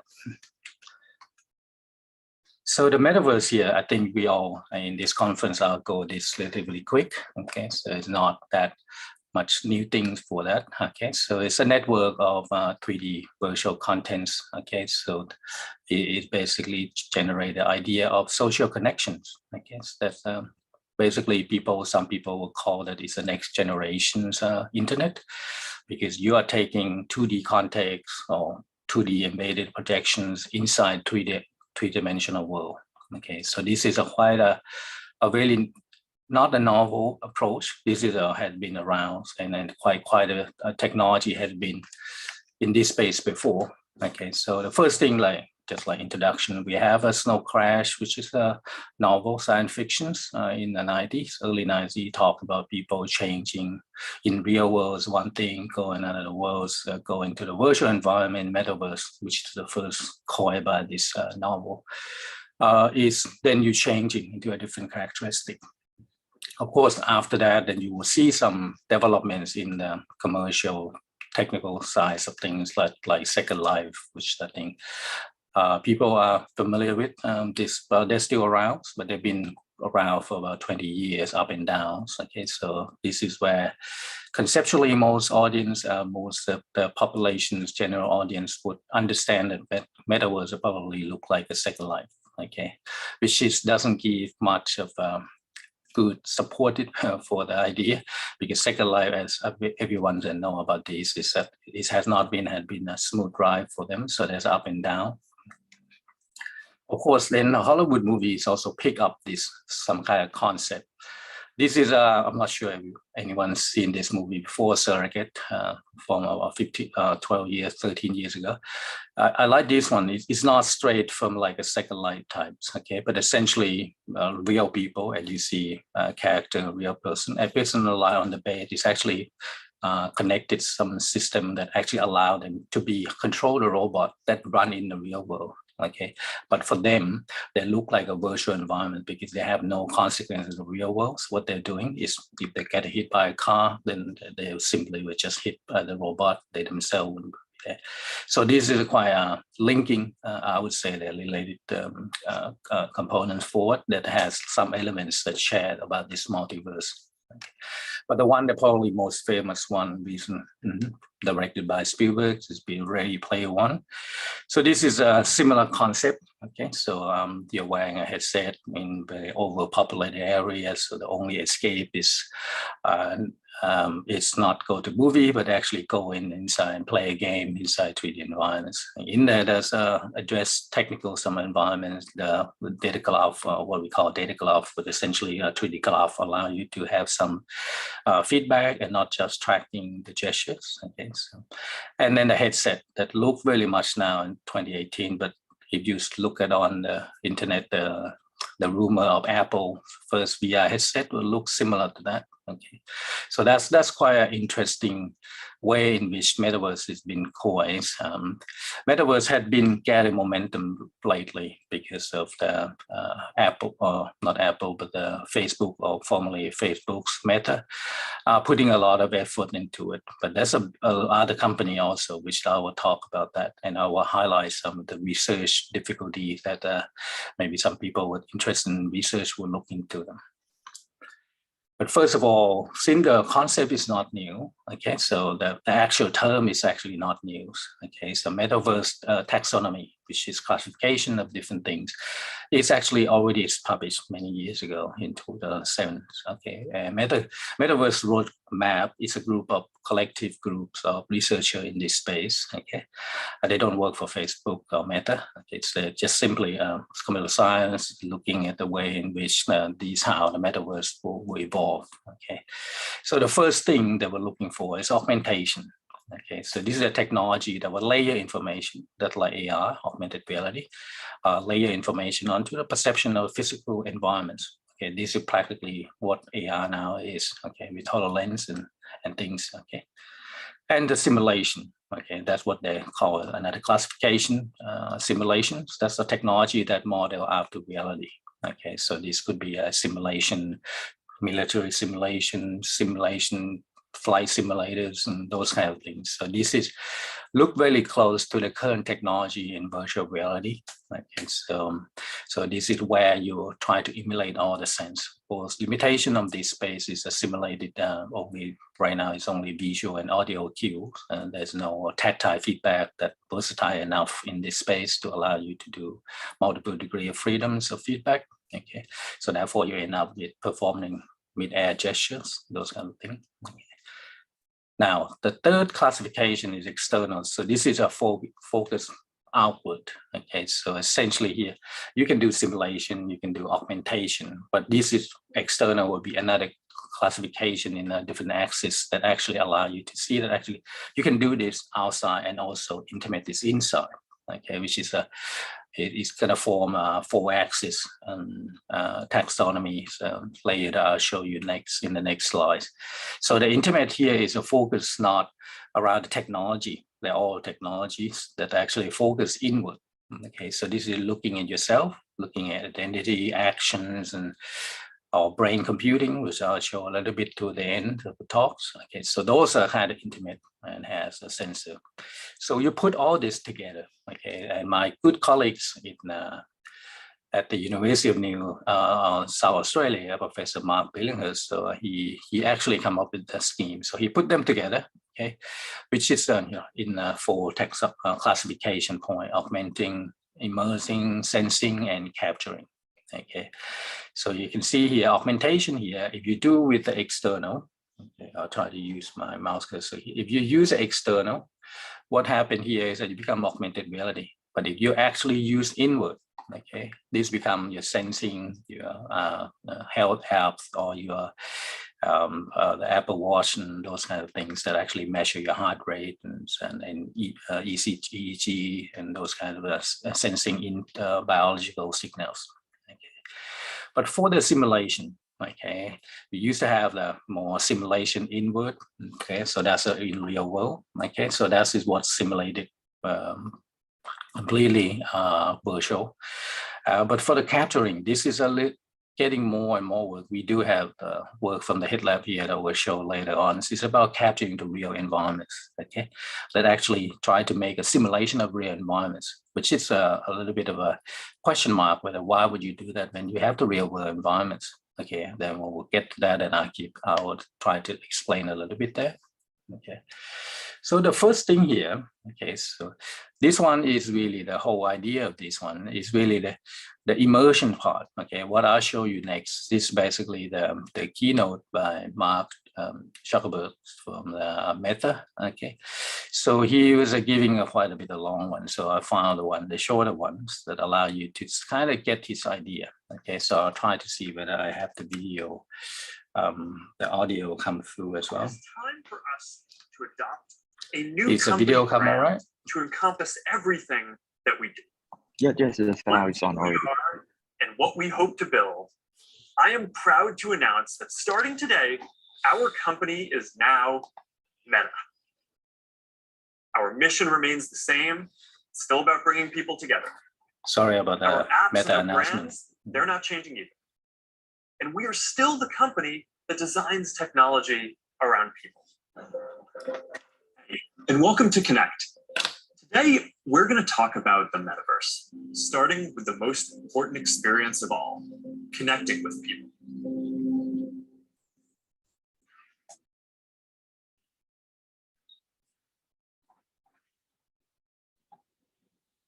Imagine you put on your glasses or headset and you're instantly in your home space. It has parts of your physical home recreated virtually. It has things that are only possible virtually. And it has an incredibly inspiring view of whatever you find most beautiful. Hey, are you coming? Yeah, just gotta find something to wear.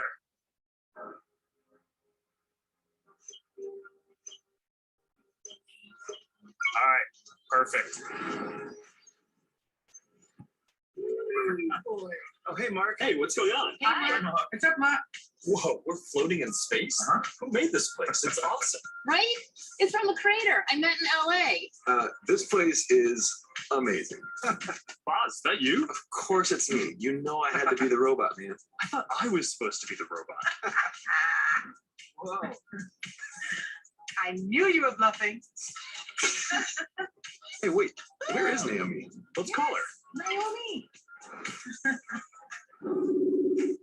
Hey, should we deal you in? Sorry, I'm running late, but you've got to see what we're checking out. There's an artist going around Soho hiding AR pieces for people to find. 3D street art? That's cool. Send that link over so we can all look at it. This is stunning. That is It's awesome. Wow, I love the movement. Wait, it's disappearing. This is amazing. Hold on, I'll tip the artist and they'll extend it. Wow. Brilliant. Privacy and safety need to be built into the metaverse from day one. You'll get to decide when you want to be with other people, when you want to block someone from appearing in your space, or when you want to take a break and teleport to a private bubble to be alone. You're going to be able to bring things from the physical world into the metaverse. Almost any type of media that can be represented digitally, photos, videos, art, music, movies, books, games, you name it. And lots of things that are physical today, like screens, will just be able to be holograms in the future. You won't need a physical TV. It'll just be a $1 hologram from some high school kid halfway across the world. And you'll be able to take your items and project them into the physical world as holograms in augmented reality too. One part of this is Horizon Home, which is our early vision for a home space in the metaverse. Horizon Home is the first thing that you'll see when you put on your Quest headset. Today, there are already a bunch of options to choose from, and in the future, anyone will be able to create one. We've just called it home until now because it's been missing something very important: people. Soon, we're going to be introducing a social version of home, where you can invite your friends to join you as avatars. You'll be able to hang out, watch videos together, and jump into apps together. Then there is Horizon Worlds, which is where you can build worlds and jump into them with people. Horizon is designed to make it possible for everyone to create. And we're already seeing people build some really interesting experiences, from creating new games together to throwing surprise parties in VR that family and friends around the world can join. Over the last year and a half, a lot of us who work in offices have gone remote. And while I miss seeing the people I work with, I think remote work is here to stay for a lot of people. So we're going to need better tools to work together. Let's take a look at what working in the metaverse will be like. Imagine if you could be at the office without the commute. You would still have that sense of presence, shared physical space, those chance interactions that make your day all accessible from anywhere. Now imagine that you have your perfect work setup and you can actually do more than you could in your regular work setup. And on top of all that, you can keep wearing your favorite sweatpants. And as we focused more on work, and frankly, as we've heard your feedback more broadly, we're working on making it so you can log into Quest with an account other than your personal Facebook account. We're starting to test support for work accounts soon, and we're working on making a broader shift here within the next year. I know this is a big deal for a lot of people. Not everyone wants their social media profile linked to all these other experiences, and I get that, especially as the metaverse expands. And I'll share more about that later.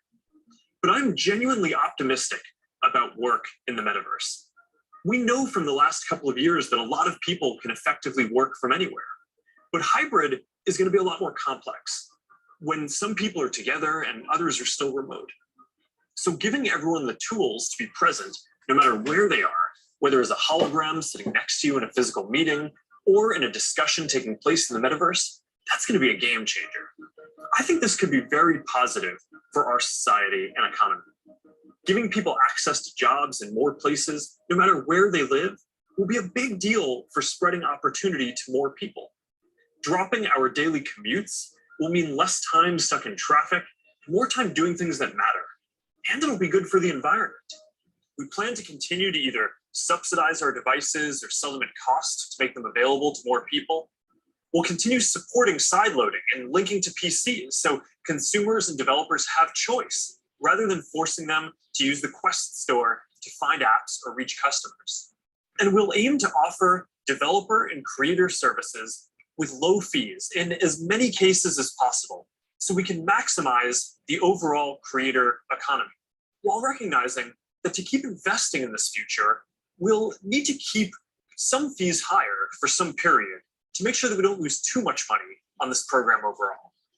After all, while a growing number of developers are already profitable, we expect to invest many billions of dollars for years to come before the metaverse reaches scale. Today, we're introducing the Presence platform, which is a broad range of machines. So this one is actually the meaning of video. This is where if you're interested in the technical research, this is where perception and AI capabilities to empower developers to. This is where you're actually going to be looking at them, looking at what the elements, because they were talking about the key feature project inside their teams, which should actually going to provide a good opportunity to look inside what industrial research like Meta is doing. Build mixed reality experiences on Quest 2. Now, you want to tell us more about the Presence platform? Yeah, we've said before that realistic presence is the key to feeling connected in the metaverse. And the Presence platform's capabilities are what's going to deliver on that promise. Things like environmental understanding, content placement and persistence, voice interaction, standardized hand interactions. In fact, let's start with hands. I mean, the human hand is an engineering marvel, and bringing hands into VR was no easy feat. It required a lot of collaboration against product, design, research, but we continue to improve that product, finding new ways to navigate with gestures and interact with VR. So today, we're introducing the Interaction SDK, a library of modular components that will make it easy to add hand interactions to your apps. That's pretty exciting. But next year, we are releasing a new product that will push the boundaries of VR even further. We've codenamed it Project Cambria. So this isn't the next Quest. It's going to be compatible with Quest, but Cambria will be a completely new, advanced, and high-end product, and it'll be at the higher end of the price spectrum too. Our plan here is to keep building out this product line to release our most advanced technology before we can hit the price points that we target with Quest. All right, so let's talk about some of the new advances here. Yeah, sure. There's a ton of new tech going into Cambria. For example, your avatar will be able to make natural eye contact and reflect your facial expressions in real time. This way, people you're interacting with will have a real sense of how you're actually feeling. It does mean building more sensors into a form factor that's comfortable to wear for a while. And because we want VR to be for everyone, we also have to make sure avatars represent a diverse set of human facial features and skin tones, as well as paying attention to things like glasses and beards that may get in the way of some of the this is a pave the way for research in social science. So this could be the next generations is how the platform will be used to study human behavior. So with this is, I think the project Cambridge is really bringing these facial tracking sensors online. So that means we're looking for, we should be kind of keep an eye on that one. The sensors. So that's going to be a big step forward for social presence. And I'm really glad that we're focused on making it inclusive from the start. Now, what about unlocking more mixed reality experiences? I mean, imagine working at your virtual desk with multiple screens while seeing your real desk so clearly that you can pick up a pen and write notes without taking your headset off. Or you're doing a workout with a virtual instructor in your living room. It's going to be so cool. We're already seeing the potentials of these kinds of experiences today as people are building for our pass-through API. But with Cambria, we'll be taking this to the next level with high resolution, colored, mixed reality pass-through. We essentially combine an array of sensors with reconstruction algorithms to represent your physical world in the headset with a sense of depth and perspective. But the ultimate goal here is true augmented reality glasses. And we've been working on that too. And today, I want to show you an experience that we've been working on for Project Nazare, which is the code name for our first full augmented reality glasses. Here, you'll see you're chatting with friends on WhatsApp and planning a game night. You can select a game, and then as you walk over your kitchen, you can easily just put your game onto the table and you're off. And that's the kind of experience that augmented reality will unlock. There's a lot of technical work to get this form factor and experience right. We have to fit hologram displays, projectors, batteries, radios, custom silicon chips, cameras, speakers, sensors to map the world around you, and more into glasses that are about 5 millimeters thick. So we still have a ways to go with Nazare, but we are making good progress. Yes. So hopefully that makes sense. Let me move on. So this is what covered the bottom right-hand corners of the quadrants immersions. Okay, so as Mark has shown, our Meta had shown that actually there has a one side fixes the augmented reality space as well. So that is good for the industry and the researcher, because then our industry company will bring those technology online without having us to build a duct tape prototype like what we have done, or I have to do in my PhD.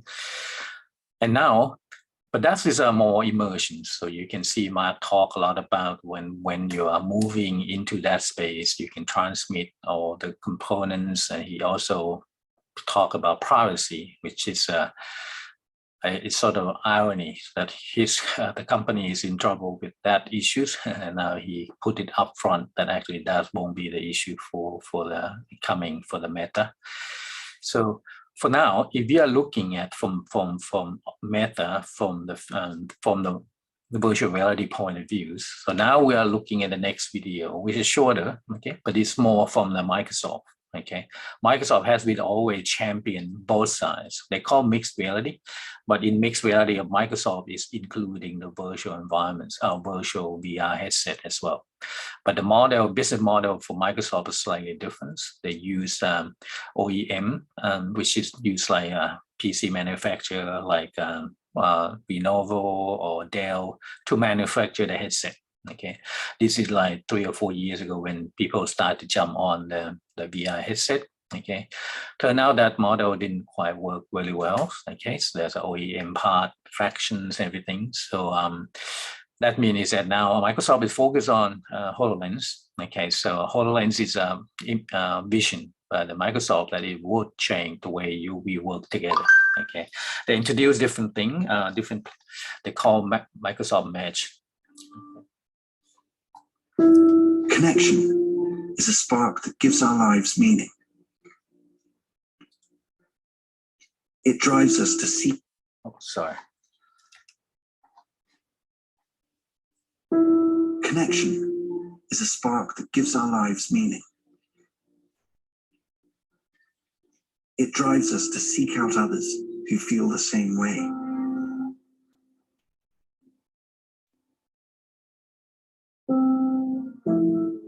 Okay, Why don't you input the data and we'll take a look together. Hey, Mario, what you got for me? To find those who share our views, yet offer different perspectives. So this next. Here. Challenge us with new ways of seeing. Deepen our understanding. And enrich our lives. 最后一点是过程。 Great things happen when we commit to something bigger than ourselves. Take a closer look at it. Place this here. Let's see how we go from there, okay? This sense of collaboration and the feelings of connection it brings excites us. Hey, just in time. I'm gonna move it slightly, okay? It's yours, take it. We have 2 planes right now on the same trajectory. As we put people first, technology fades into the background. It feels like anything but. Aisha, what do you think? I think we had 330, maintaining 2800. We'll be clear for approach. Excellent. This changes the way we see the world, and in turn, changes the world we see. These numbers are looking great, actually. There's promise in the possibilities, and what we see and create next will stretch the imagination. Good morning, Sarah. Morning. Slowly coming towards the thumb. A world without boundaries. Good job. A lot better than yesterday. Yeah. Excellent. Slowly bring A the world where technology enhances, not limits, humanity.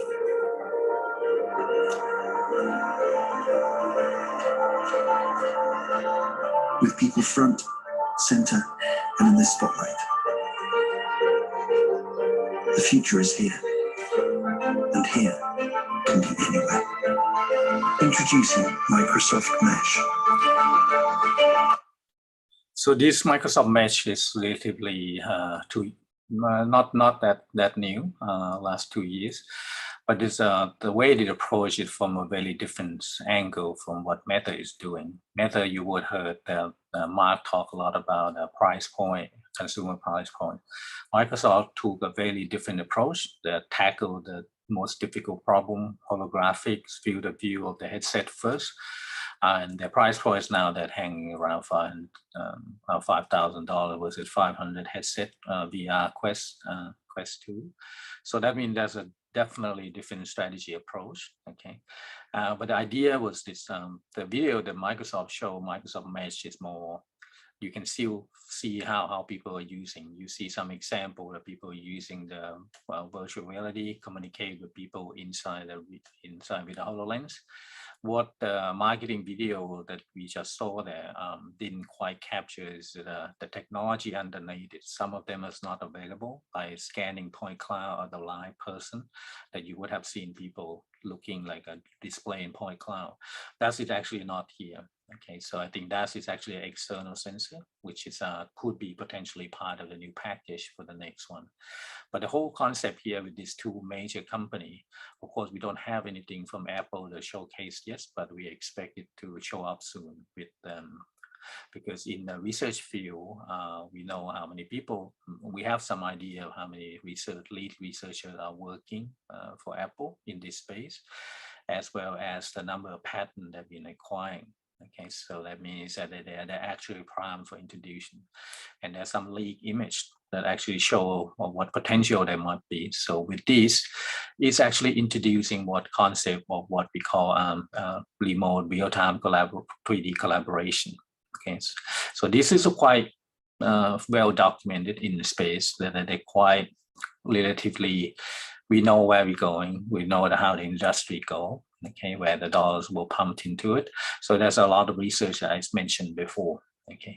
But now there's another layer. The other part that I haven't talked about is the first one is on the capturing, okay. What if the simulation are not really about simulation of 3D virtual world, the cartoonish 3D environments, roadblock, those kind of multiplayer gaming, those kind of things. But it's actually more of the real world.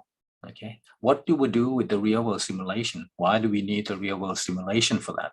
Okay, this has become a lot of, you can see this could be a challenge Okay, it could be a challenge. We don't know what to do. Well, we don't know what's good it'll be. This has linked with economics design of the headset, how to use field of view, present, frame rate drop, and the resolution eventually.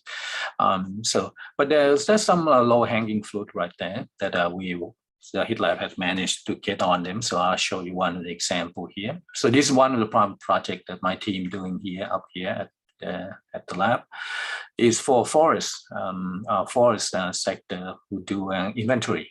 Okay, so what they do is they send people inside environments and to scan the tree, to measure the size of the tree before they harvest. Okay, and become a log and sell it in Bunning and all this hardware store.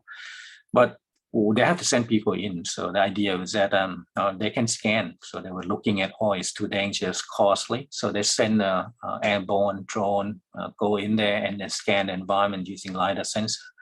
And then they get a bunch of points, come back. And that when is actually for us is we simulate. Okay, we bring that part, render inside 3D headset in the Oculus, in fact, and has them that actually play around. So we play these videos, have them play around inside this. So you become a virtual tree forest, except that it's in 1-to-1 scale. Okay, so what that means is that we work closely with the industrial people, okay, the people who actually went into a forest and do the job, and have them, we run some usability tests. We are about to get to the 3rd usability test in 3 years now. The last 3 years. So I mean, we are looking at that. What we're seeing here is a relatively recent one, combination with one of the technology that the talk mostly don't combine, which is AI. Okay, so this is where AI would calculate some of the volumetrics for the user operator in VR to interact. Okay, and for user in VR to be able to teach AI to be smarter, how to calculate those. Okay, so the back and forth concept of human in the loop. So the concept of this is relatively quite interesting. Okay, so interesting in the sense that actually you capture the real world, and this is not just forest. Forest just happen to be the one that industry need. Okay, we have to have issue with the safety and the cost and driving, and when they get to the forest, 30 years harvesting. So that means when they get to the forest, sometimes they cannot get to the tree they want because they can't walk to the tree because there's undergrowth, there's the blackberry or this sharp plant that they have to find them to get physically in. So that's a quite neat there. But there's a construction for like construction, like architecture design, okay, for point cloud scanning of the artwork of the sacred artwork that in a cave somewhere 2,000 years old. How would you document it? Before you use a high resolution SDR, the camera, okay, to capture them. But now you are talking about high resolution LiDAR. Okay, but then once you get to the LiDAR, it's the same issue with this. Is that how would you get people to experience those LiDAR points? So the virtual environments become part of those, and the lab, the HIT Lab here has been driving that part. Okay, so hopefully that gives a bit of some thinking. And the last part that I like to touch on is the sensing. Okay, so this is top right here. Okay, so this is when the augmentations is looking inward, intimately looking inward itself. So this will be a health, all this health band that we have, that we have checked with the apps and those kind of things. But if you think about it, if you think about this in 3D, okay, it's because if you're looking at heart rate or number of speed you run, things like that, it's kind of 2-dimensional or something in 1-dimensional. So this one is actually, we're looking at 3D. Okay, so which is very, very interesting. How would you do those things? So that means that some researcher would lead my colleagues up in USA is actually running this work. Okay. So his work, let you watch this one.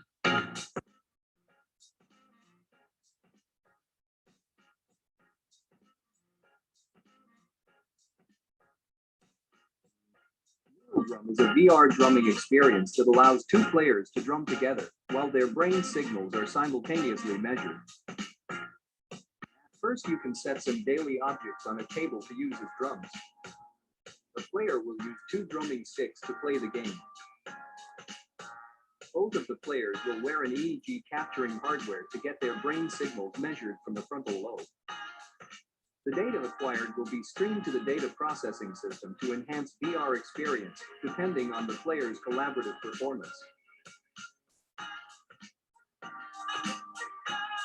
We designed a software to calculate the phase locking value, which is an index of neural synchronicity, for the FP1 and FP2 channels of the theta band from both the participants.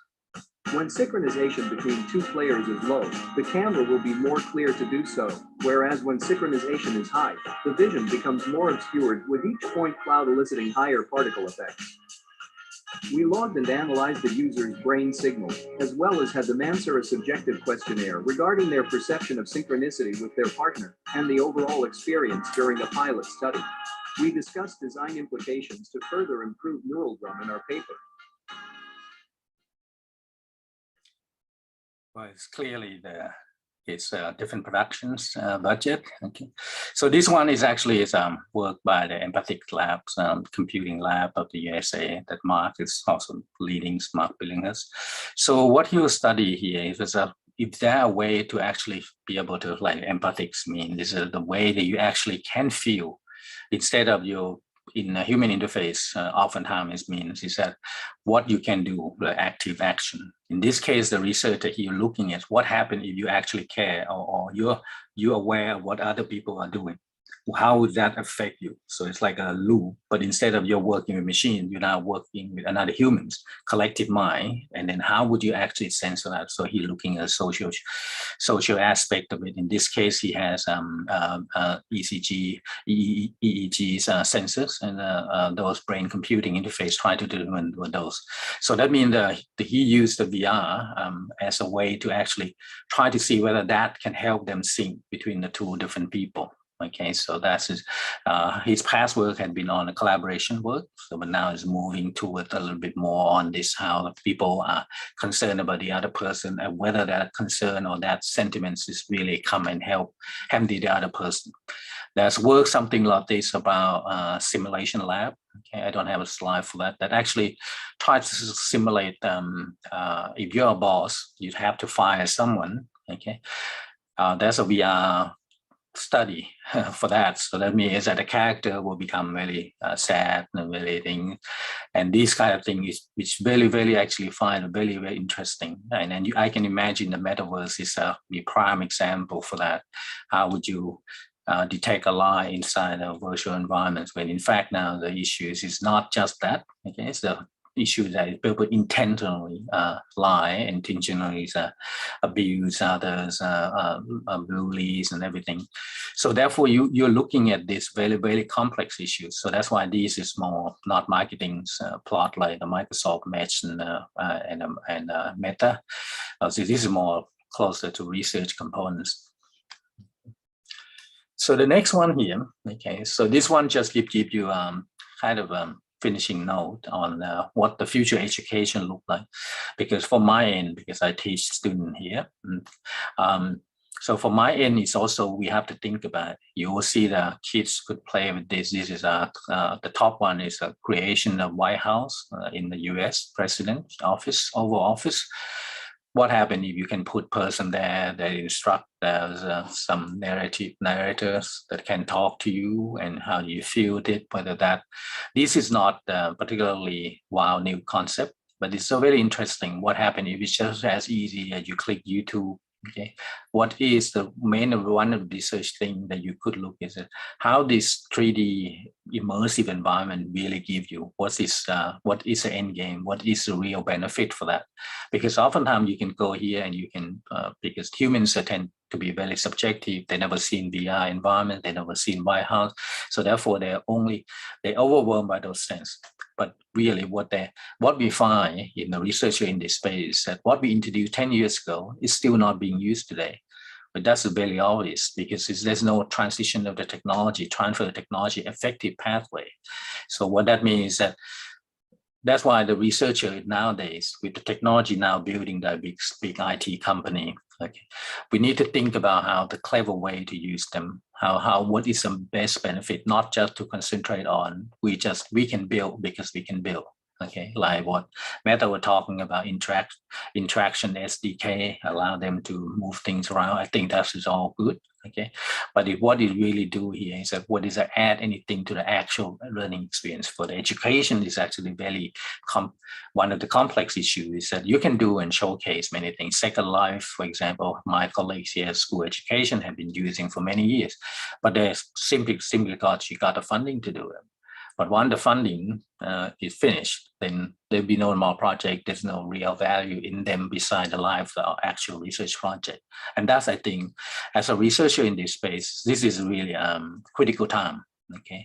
Because all the money here from IT company may or may not be continued, okay? Yeah, a recent example like Google Glass, okay?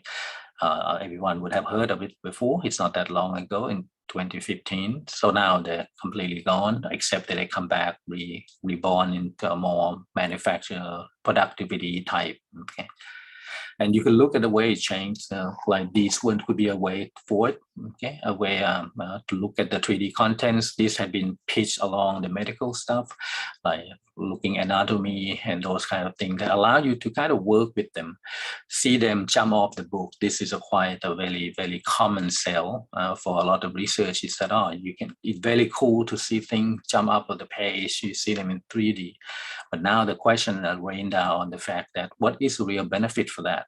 People can imagine what your imagine in 3D look like. And then I think that is take quite a bit of a stake at what Metaverse gonna look like. Okay. For the image on the right, bottom right here is conference. Okay.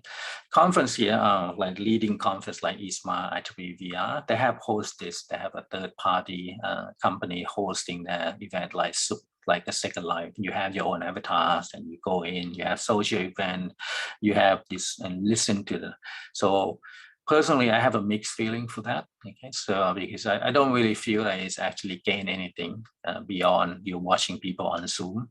Okay, so in this case, maybe the technology driving is not there. The facial expression and everything is still not quite there. But you can get a sense that actually this is what people might be looking. So this is another potential of a key potential research that should happen is a social network or elements of containing in the element when in fact you're watching them one-way direction lecture. Would that matter to be in a 3D space? Okay, we know the opposite is true. The opposite, you want to see people in 3D when you give a talk. Like right now, I'd like to see people face in three-dimensional space, but the other way may not be true. Okay, so this is really open-ended questions. Okay, so I'll finish before I finish, so let me conclude this one. So you can see here, there's 4 different axis taxonomy. They're kind of pushing around different areas.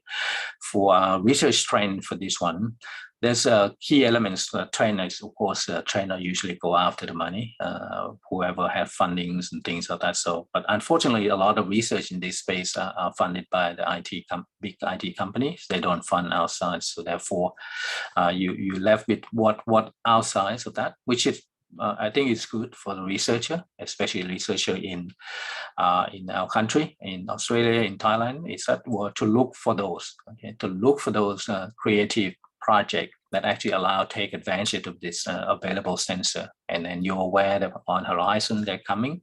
You're just simply looking for to leverage and to take advantage of that. Okay.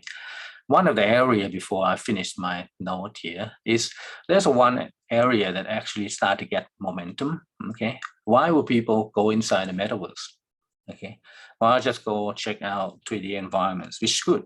Okay, so which is good, have fun. But do you think so? That's all Meta or Microsoft would want? They want you to keep you there. As I said before, the first slide, some of them really see this as the next iteration of internet. Okay, that means that if they own this space, then they are actually planned for the future of their company for the next 20 years, 30 years. Okay, just like what internet does for those. Okay, except and nobody own internet. Okay, but these could have a potential for those. So this is a little cynical view. Okay, so this means that as consumer, we do need to be a bit smart about just like people don't trust when they say privacy. Okay, before 10 years ago, maybe nobody cares. They say, okay, I just want a free service online. Okay, so but now a consumer are getting smarter. So, but for researcher, I think there's quite a bit of interesting thing to look at. Okay, but one of the area that you might have heard. Okay, this is my last slide now. It says fungible tokens. Okay, so this one is really, this is just a little artwork to showcase is that now you have the artwork. Okay, how is this related to the metaverse? Okay, this is become like very interesting. I think I was thinking about this quite a bit. It kind of makes sense. Okay, when you think about it, you have the digital contents that you own, that it's not transferable until you sell them. Okay, so just like a coin, this one has to do with blockchain and everything. So basically it's secure, as long as the quantum computing doesn't come online soon. It's secure. There's nobody can break it. Okay, well, where is the showcase for this? Where would you think you would showcase this one to? So the metaverse could be one area in which you actually project it. You do the business there, you actually show the value that it's not because you own them, but because you have them.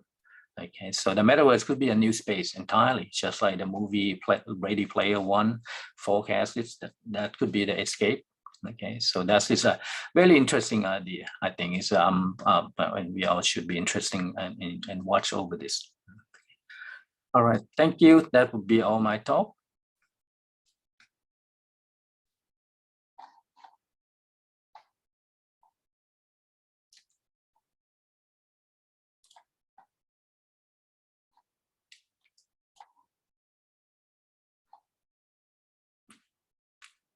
A question for me?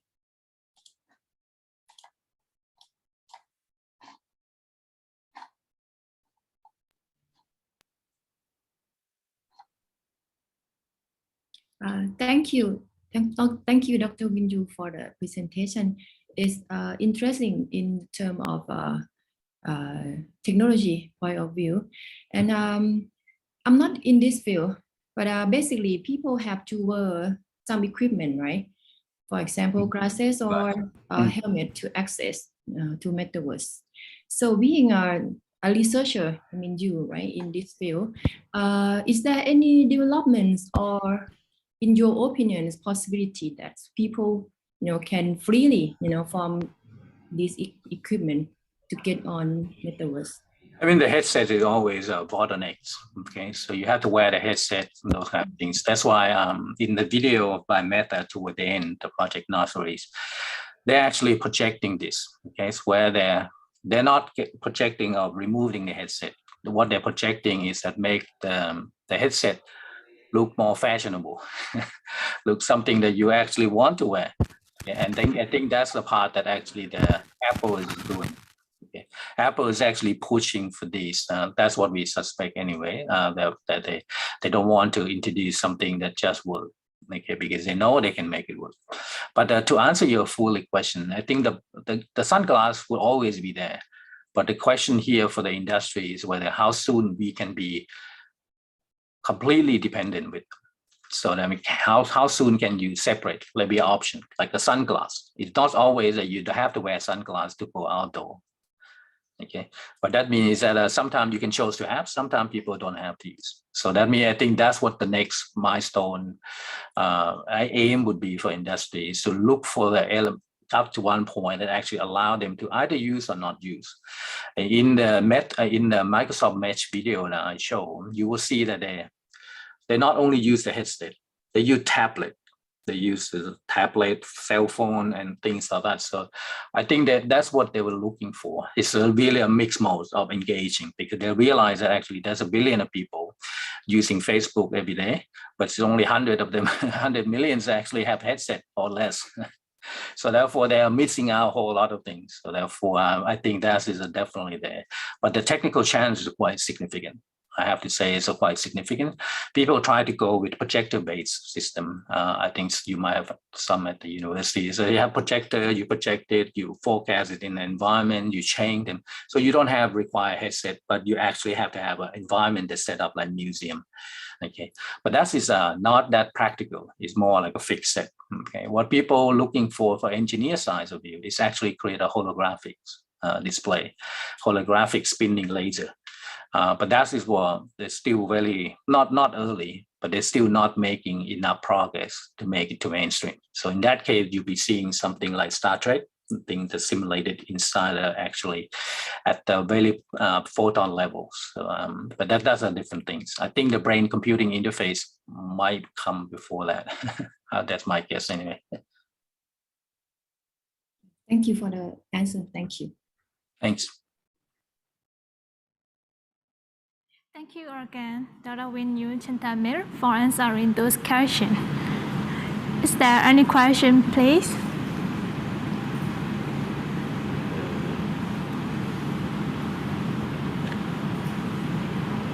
I have one more question. I would like to ask you about the difference between AR and VR on the impact of the education, because of now that we can see that the metaverse or the virtual world application will be on the education and many kinds of application use augmented reality and virtual reality. And do you think which one will be much more impact to the student on the virtual, on the collaboration or everything on the laboratory for the student, because of some kinds of virtual reality will cut off everything on the real world, but a virtual augmented reality will have some physical real thing, but something is virtual. And for on your opinion, which one is better for student, AR or VR? I mean, thanks for the questions. I think the questions is really more is more toward the practical sense. Okay, practical, because now you have entry point that very clearly two different ways of going forward. Of course, giving this in terms of experience, well, I think in my personal experience, personal opinions, I think before we figure this out, I think the company will merge them before we actually have to choose. So that means that you see that toward the end of the meta videos, they will start to showing and talking about project that merging. And in the Quest now, Oculus Quest now, it's actually able to do some AR component. Okay. So that means you can actually choose to turn off your rendering inside and turn on the external camera that primarily used for tracking for this. Of course, the video look very dizzy, not very good video quality. So, but that is what people thinking is that in very soon, it won't be the kind of you need to choose between which one. I think they will try to converge from the technology point to be one device to maybe they add on or something like that and make to help with the optic design. Because one of the issue with this one is that the real world to the camera are difficult. Are difficult to make relationship with. Okay, so in that case, that means that you have to think about the wide field camera and you have to think about the wide field display. And not only that, you have to think about the actual resolution of the display. Okay, but the answer is much clearer if you look from the students' learning point of view. Okay, it doesn't really matter what hardware has. So what the question is really what make it works. So to answer that question, you have to look at from if I in that position, I'll be looking at a subject that you try to teach, and then try to look for that what that subject would mean. Whether that is Microsoft, when they first introduced HoloLens 5-6 years ago, they use an example that they clearly that's their best shot. They have something floating in the air. Okay, but then the people realize really quickly, well, if real world environment doesn't really matter to you, augmented contents, how is that going to help you? Why would you need that? Why don't you just do that in a cheaper version in the VR? When in fact you don't actually have to buy, because now the price point, practical price point, is very difficult. For the AR headset, as I said before, 10 times the price. So I mean, $5,000 here. So that means over 100,000 baht, I believe, in Thailand. So for a headset, and then it's less 1/10 of the cost for the headset for VR. Of course, the VR does introduce a little things in like the safety and a lot of those things. But I think the materials, I think in which that's why I think the AR people like Microsoft, they realize actually capture what they're useful for them in learning is that make tight connection between the real world object that they hold and the virtual contents. But right now they don't have a way to do that. The only technology they have now is able to recognize where their headsets are rotating. So therefore, that's why they are still far off from that research points. Okay. So another thing that they probably make a conversion before that is the merging with AI, similar to the project that we're doing here at the Head Lab. It's people interacting with AI, and that could be potentially just like an NFT. That actually you could be in Metaverse, but you may not rely on the other. You might actually train with a virtual trainer. So those are kind of things that you could be looking at. So therefore, the merging with AI, if you're thinking about Metaverse, I think very soon AI will be a key player inside that space. Hopefully that answers the question. Yes, I agree with you also. And can you explain more about the AI in the Metaverse? Because of you state something very interesting about the AI. Yeah. So because AI, all this VR, AR here, essentially is a medium. It's not the end game. It is a research that actually provide a new medium in which you interact with your digital contents. But just like the project that we do, the forest one, at one point people asked, now when we run usability a couple of years ago, they said, okay, it's possible people can evaluate the tree inside a virtual tree that we created based on the point cloud real world environments.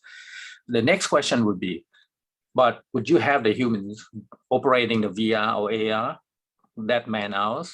It become cost to them. So I think the next thing would be, why don't we just get you inside VR with the skill that you already have and train my machine or my AI to be as good as you, and then you can come back and audit them. So the AI become your tutor, become your assistant and somewhat. And the AI is not no holidays, no breaks, so they can just run all night. For forest people, it's very obvious because human can only walk so much inside a virtual environment before they get tired, and they only have 8 hours per day. But machine can run and run and run. They can calculate all these 3 metrics that they need. Okay. And then the industry are just looking for, but they don't want to leave everything to AI, which is a really security issues. Like, you don't trust that AI will calculate your investment in your plantation to be a dollar sign. You don't want 100% of that. So they always have a trust to have a VR people, VR or user people to be in there and then auditing the result. Okay. From that part is that AI I think is a key player that I think they intentionally don't have to say that too much. Microsoft already owns the big AI component. Facebooks are not far off. Actually, all their data analytics are mostly done by AI anyway. So that means it's just a matter. I mean, when Apple come would have that, when Google come, this is really a very the big step to come anyway. So but human working with the machine, but there was a few they call HRI, human robot interaction. Yeah, you work in the manufacturing, you work with robot, you work together. But very soon you'll be talking about you seeing things, talking to people. You already have with Google Home and those kind of things that you can talk to. But it's going to be next level. The task is not just open my music, turn on my light, and very basic stuff. It could be kind of body type that has a similar intellectual, which is raise some another topics of they might take over the world and something like that. So if they get good better than you, then you might end up be obsolete. Thank you very much. I agree with you also, and I think AR, VR just a device. However, AI will be our assistance and to adjust the cost, the subjects appropriate for everyone. For example, like I'm missing something, but another student, another person will missing another topic, and the AI will serve the content of the educational part, something like that, on everyone differently. Yeah. Very, very interesting. Yeah, I think.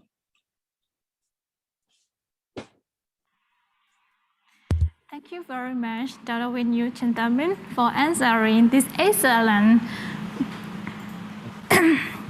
presentation.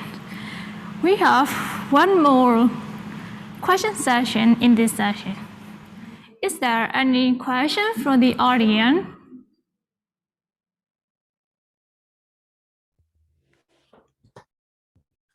Could I have a question? Yes. Thank you, Professor Winyu. I have one question. Could you please guide for the research to serve Metaverse application? Is it should be technical issue or should be application working on the commercial equipment that Google or Microsoft provided? Oh, yeah, I think this is a very excellent question, Steve. Let's say you want to do, let me see whether I get your question correctly. So you're asking whether we should, my opinion, we should be working on the technical oriented or driven issues, technical challenge that we have, or we are looking at application size. What is the Metaverse? I think to me, it's, this one is a hard one. Personally, I would say it's depend on what you have, okay? What the researcher have, like let's say a student, master student, what they're interested in. What that means is that the good thing for this Metaverse thing is that whatever your interest is really not too difficult. I would imagine there's not too difficult to find a topic inside that. Because you can see there was it's not like any research, typical research that actually started. It's only 1 or 2 people interested in them. And this one, you can talk about Microsoft team, you can talk about all the big company teams that actually working on this. So therefore, it's create a constant momentum moving forward. And what we actually looking here is that instead of unlike 20 years ago when I was in school, I actually the one that have to build the technology. So therefore, I barely don't have time to think about application. I only try to make sure it's work. Technically, it's work. so I can graduate those kind of things. But this time, it's actually it's free off a lot of things. That's why I have to turn myself into a more looking at application design. Okay, but I do have to be mindful of technology. That actually what are the shortcomings. So I anticipate them before. So to me, as if you're a supervisor of the new research, you would need to understand the technology well enough. So to know you'll be able to predict what it can do, what it can do, what it cannot do. So therefore you can find application or student interests that actually fit into that. It could be a marketing, this could be a social science, this could be quite a number of them. Education that I said before. So education is one area that often I mean, we are familiar with the research funding scheme. They come and they go. So therefore, when they come, we seem to be super rich. We seem to have many things to spend. But then when they gone, we seem to be very the opposite. Okay. So what that means is that this is where I think researchers in the area would need to recognize actually we're in a very interesting time that actually someone that not in our research team are driving heavily on this project. Regardless of whether we drive, I'm talking about those IT company. They put $1 billion in. I don't think they're just going to put that and then don't hope to get anything. So they were always pushing for certain areas. So therefore, that means that even though your team or researcher could not get started, it doesn't mean the project will stop there. It will evolve. Like if you meet in 6 months' time, a whole thing will change. A lot of things will change. So that means that now just the chance for the researcher like us that not in the technology-driven area would be how to position yourselves so that actually you don't get overrun in 6 months' time. That's a difficult part for the technology-driven challenge team. Let's say you work on a computer vision algorithms, for example. Unless you're top of the game, in 6 months' time, they might come up with something that actually make you obsolete and you still not graduate. That's the problem for your student. So what you want is that actually it's quite good in the application. That's why I think the work that we do here mostly is apply application. The chance for apply application is that you don't have the topics. Oftentimes you just kind of make up the topics not make up in a good sense. In a researcher, oftentimes, oh, this will be good to see what we can do. Okay, but for the researcher, it sometimes can be difficult because if the wind change, direction change, it could have impact on that. So to fixate and try to create a topic of research born right out of the metaverse, I think it's a risky strategy. Because if the whole thing move away in different direction, you find yourself get lost. So what that means is that I think it's easier than done. You have to look at what your contents will look like, what your teams are good at, what your team interests. I think that's probably the most important part. Because students said, if we are talking about students, we're talking about the 2 year or your PhD is a bit longer. So we're talking about their interests need to be driving. Even the whole industry halfway, they might fall off. But your student is the one who are pushing. And that's I think to me, for the university point of view would be that. But if this talk is for industrial people, I would say you need to hit the low hanging fruit application and try to turn around as quickly as possible. Because you're not control of this direction of this thing at all. Okay, because they could stop selling, they could stop supporting the device. Of course, it's very difficult now with Oculus. Okay, but you can see what happened to the Microsoft mixed reality OEM that I mentioned before. They practically went belly up. Dell is no longer produce those. I still have them on the floor here that I bought it. I never really used because I thought, okay, we have it. But then the thing is, nobody used it. So now the software library is not incompatible with the other thing. So I said, okay, now I'll be signed up for Quest, things like that allow me to have a development that actually continues. It's good for students, good for a research project, but if something else better come along, which like these biometric things that they're building, so, I mean, those will be not next frontier for a lot of research in VR, because right now you're only tracking head position, maybe audios and things like that. But what happens if you can track them where their eyes move, where your facial recognitions are looking, where their intention are doing, things like that, actually their heart rate, difficulty. I mean, there's a lot of psychological parameter that you can measure in terms of you know, not just measure the usability in just sense of outcome, like task performance, task speed, and things like that with very, very proxy level. Now you'll be looking at very deep down level. Okay, how heart rate impact, are they making mistake? What is this?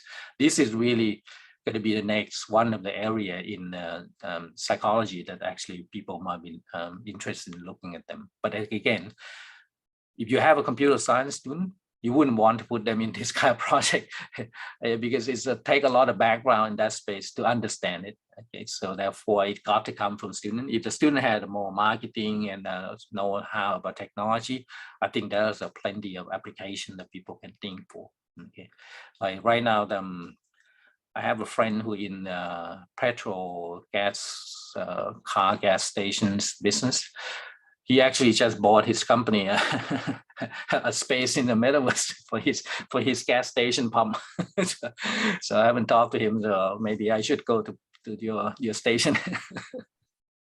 Yeah, so it is a quite interesting move. Okay, so but I think it's really interesting. I think NFT is something that I think a lot of people will be looking into how to merge them inside this one, because it could be a perfect auction house. And social event that you can show, you can have the museum that you can show off your NFTs, and you're collecting even entrance fee. So it could be a way to go for that. But that is a kind of long-term goal. But you can see here, people are just like blockchain, just like Bitcoin, when the new technology has sustainable, then people will depend on whether you're the first make a first successful move for your industry. I mean, yeah, that would be and then that would determine whether you make the profits or not.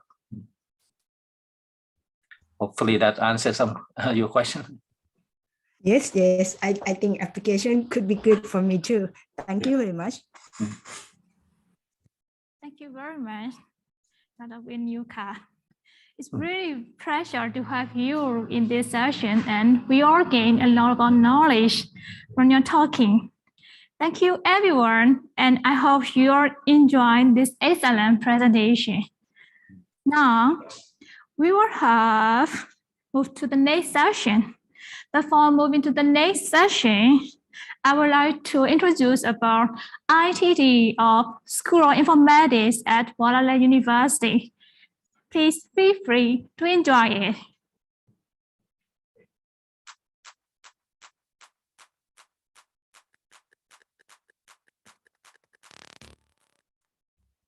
Metaverse Frontier Challenges and Trends, MFCT. The Metaverse is the next generation of the Internet, built based on virtual reality and Web 3.0 technologies.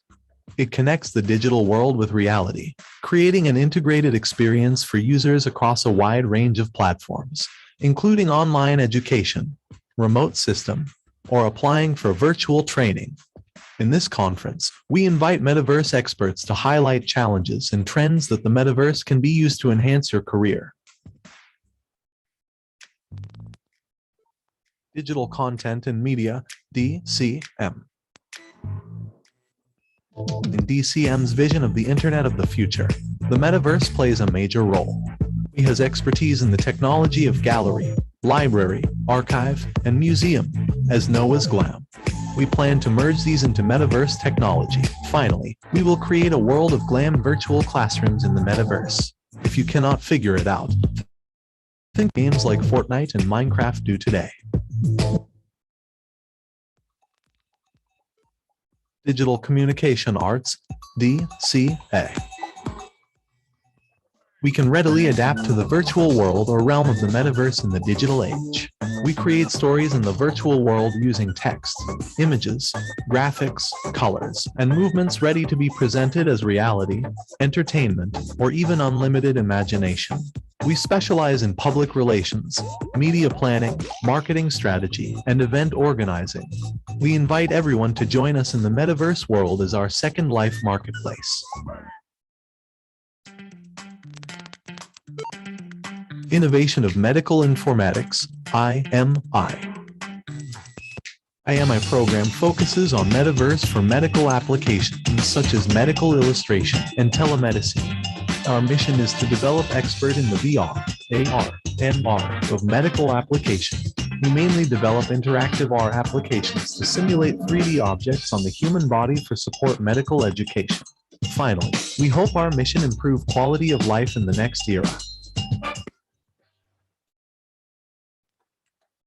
Multimedia Technology Animation and Game, MTA. MTA, a journey to Metaverse. Enjoy hands-on learning with equipment and laboratories supporting to Metaverse virtual world creation. Our technology and equipment are ready to migrate all of the real-world artifacts into the immersive virtual world.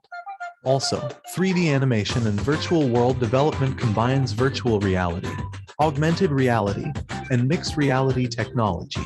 Our teachers and students are working together to push the boundary of AR/VR world. Currently, our staffs and students are working on the NFT or non-fungible token in various blockchains. We unify coding and arts to make the digital asset artwork that can be easily published on blockchain, to enhancing opportunities for our students and artists. We fully embrace Metaverse. The VR game and blockchain game provide players with a new gaming experience, and the game items are valuable. Information Technology and Digital Innovation, ITD. Expertise in Metaverse Technology. The ITD program began the teaching and research relating to the virtual world since 2018. The primarily topics include the virtual reality, augmented reality, mixed reality to create useful applications, 3D photogrammetry of objects in the environment to replicate and preserve the real world, and 3D mapping for research and development on geoinformatics.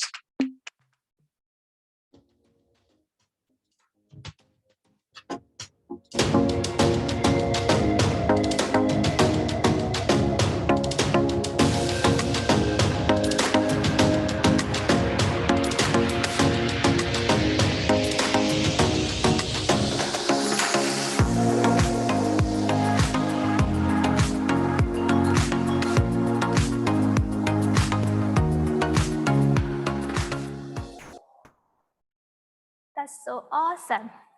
The metaverse is transforming how we socialize, learn, shop, play, and travel. On a final note, technology giants such as Google, Microsoft, and Apple have ambitious plans for making the metaverse reality. Our virtual worlds will look fundamentally different in the near future, thanks to the involvement of developing technologies and the refinement of the ecosystem.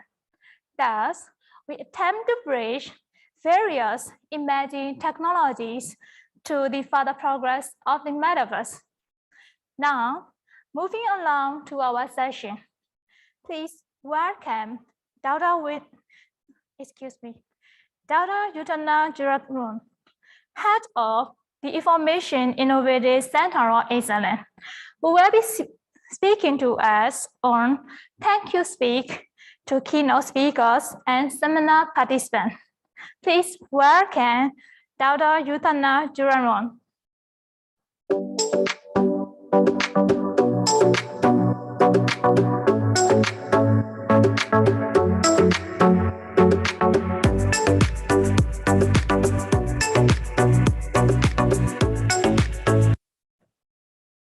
Dear colleagues, my name is Dr. Yutana Jiragrun, Head of Informative Innovation Center of Excellence, Walayalak University.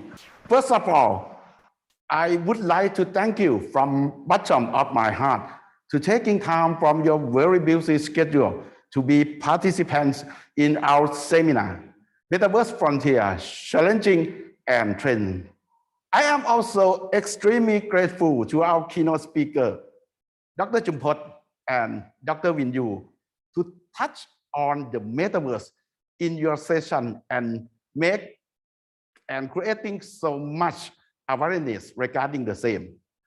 I also thank you, the advisory committee, Dr. Phunpong Wuntram, Dr. Nichanan Kiti Patanabawan from Thailand, Professor Dr. Frederick Noel from France, and Dr. Lan Nguyen from Vietnam. It would be our immense pleasure to invite you all once again to spreading the awareness about the metaverse soon. Thank you once again.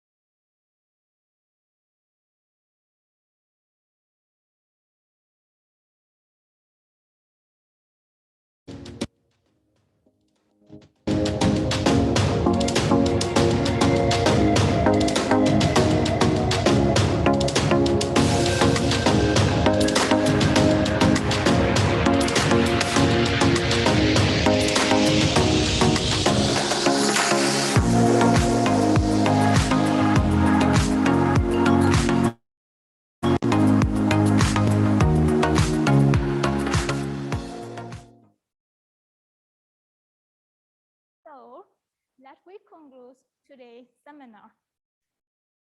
We conclude the webinar. I have a few notes. Once you leave today's seminar, you will receive a survey on the QR code, and we would appreciate if you will complete that and provide your evaluation feedback. Thank you very much, every one of you being here today. I hope your knowledge has been expanded by this seminar. We had a great time having you all. Looking forward to many more such seminars and engaging more people and on a greater level of the seminar. Thank you, everyone. Have a nice day.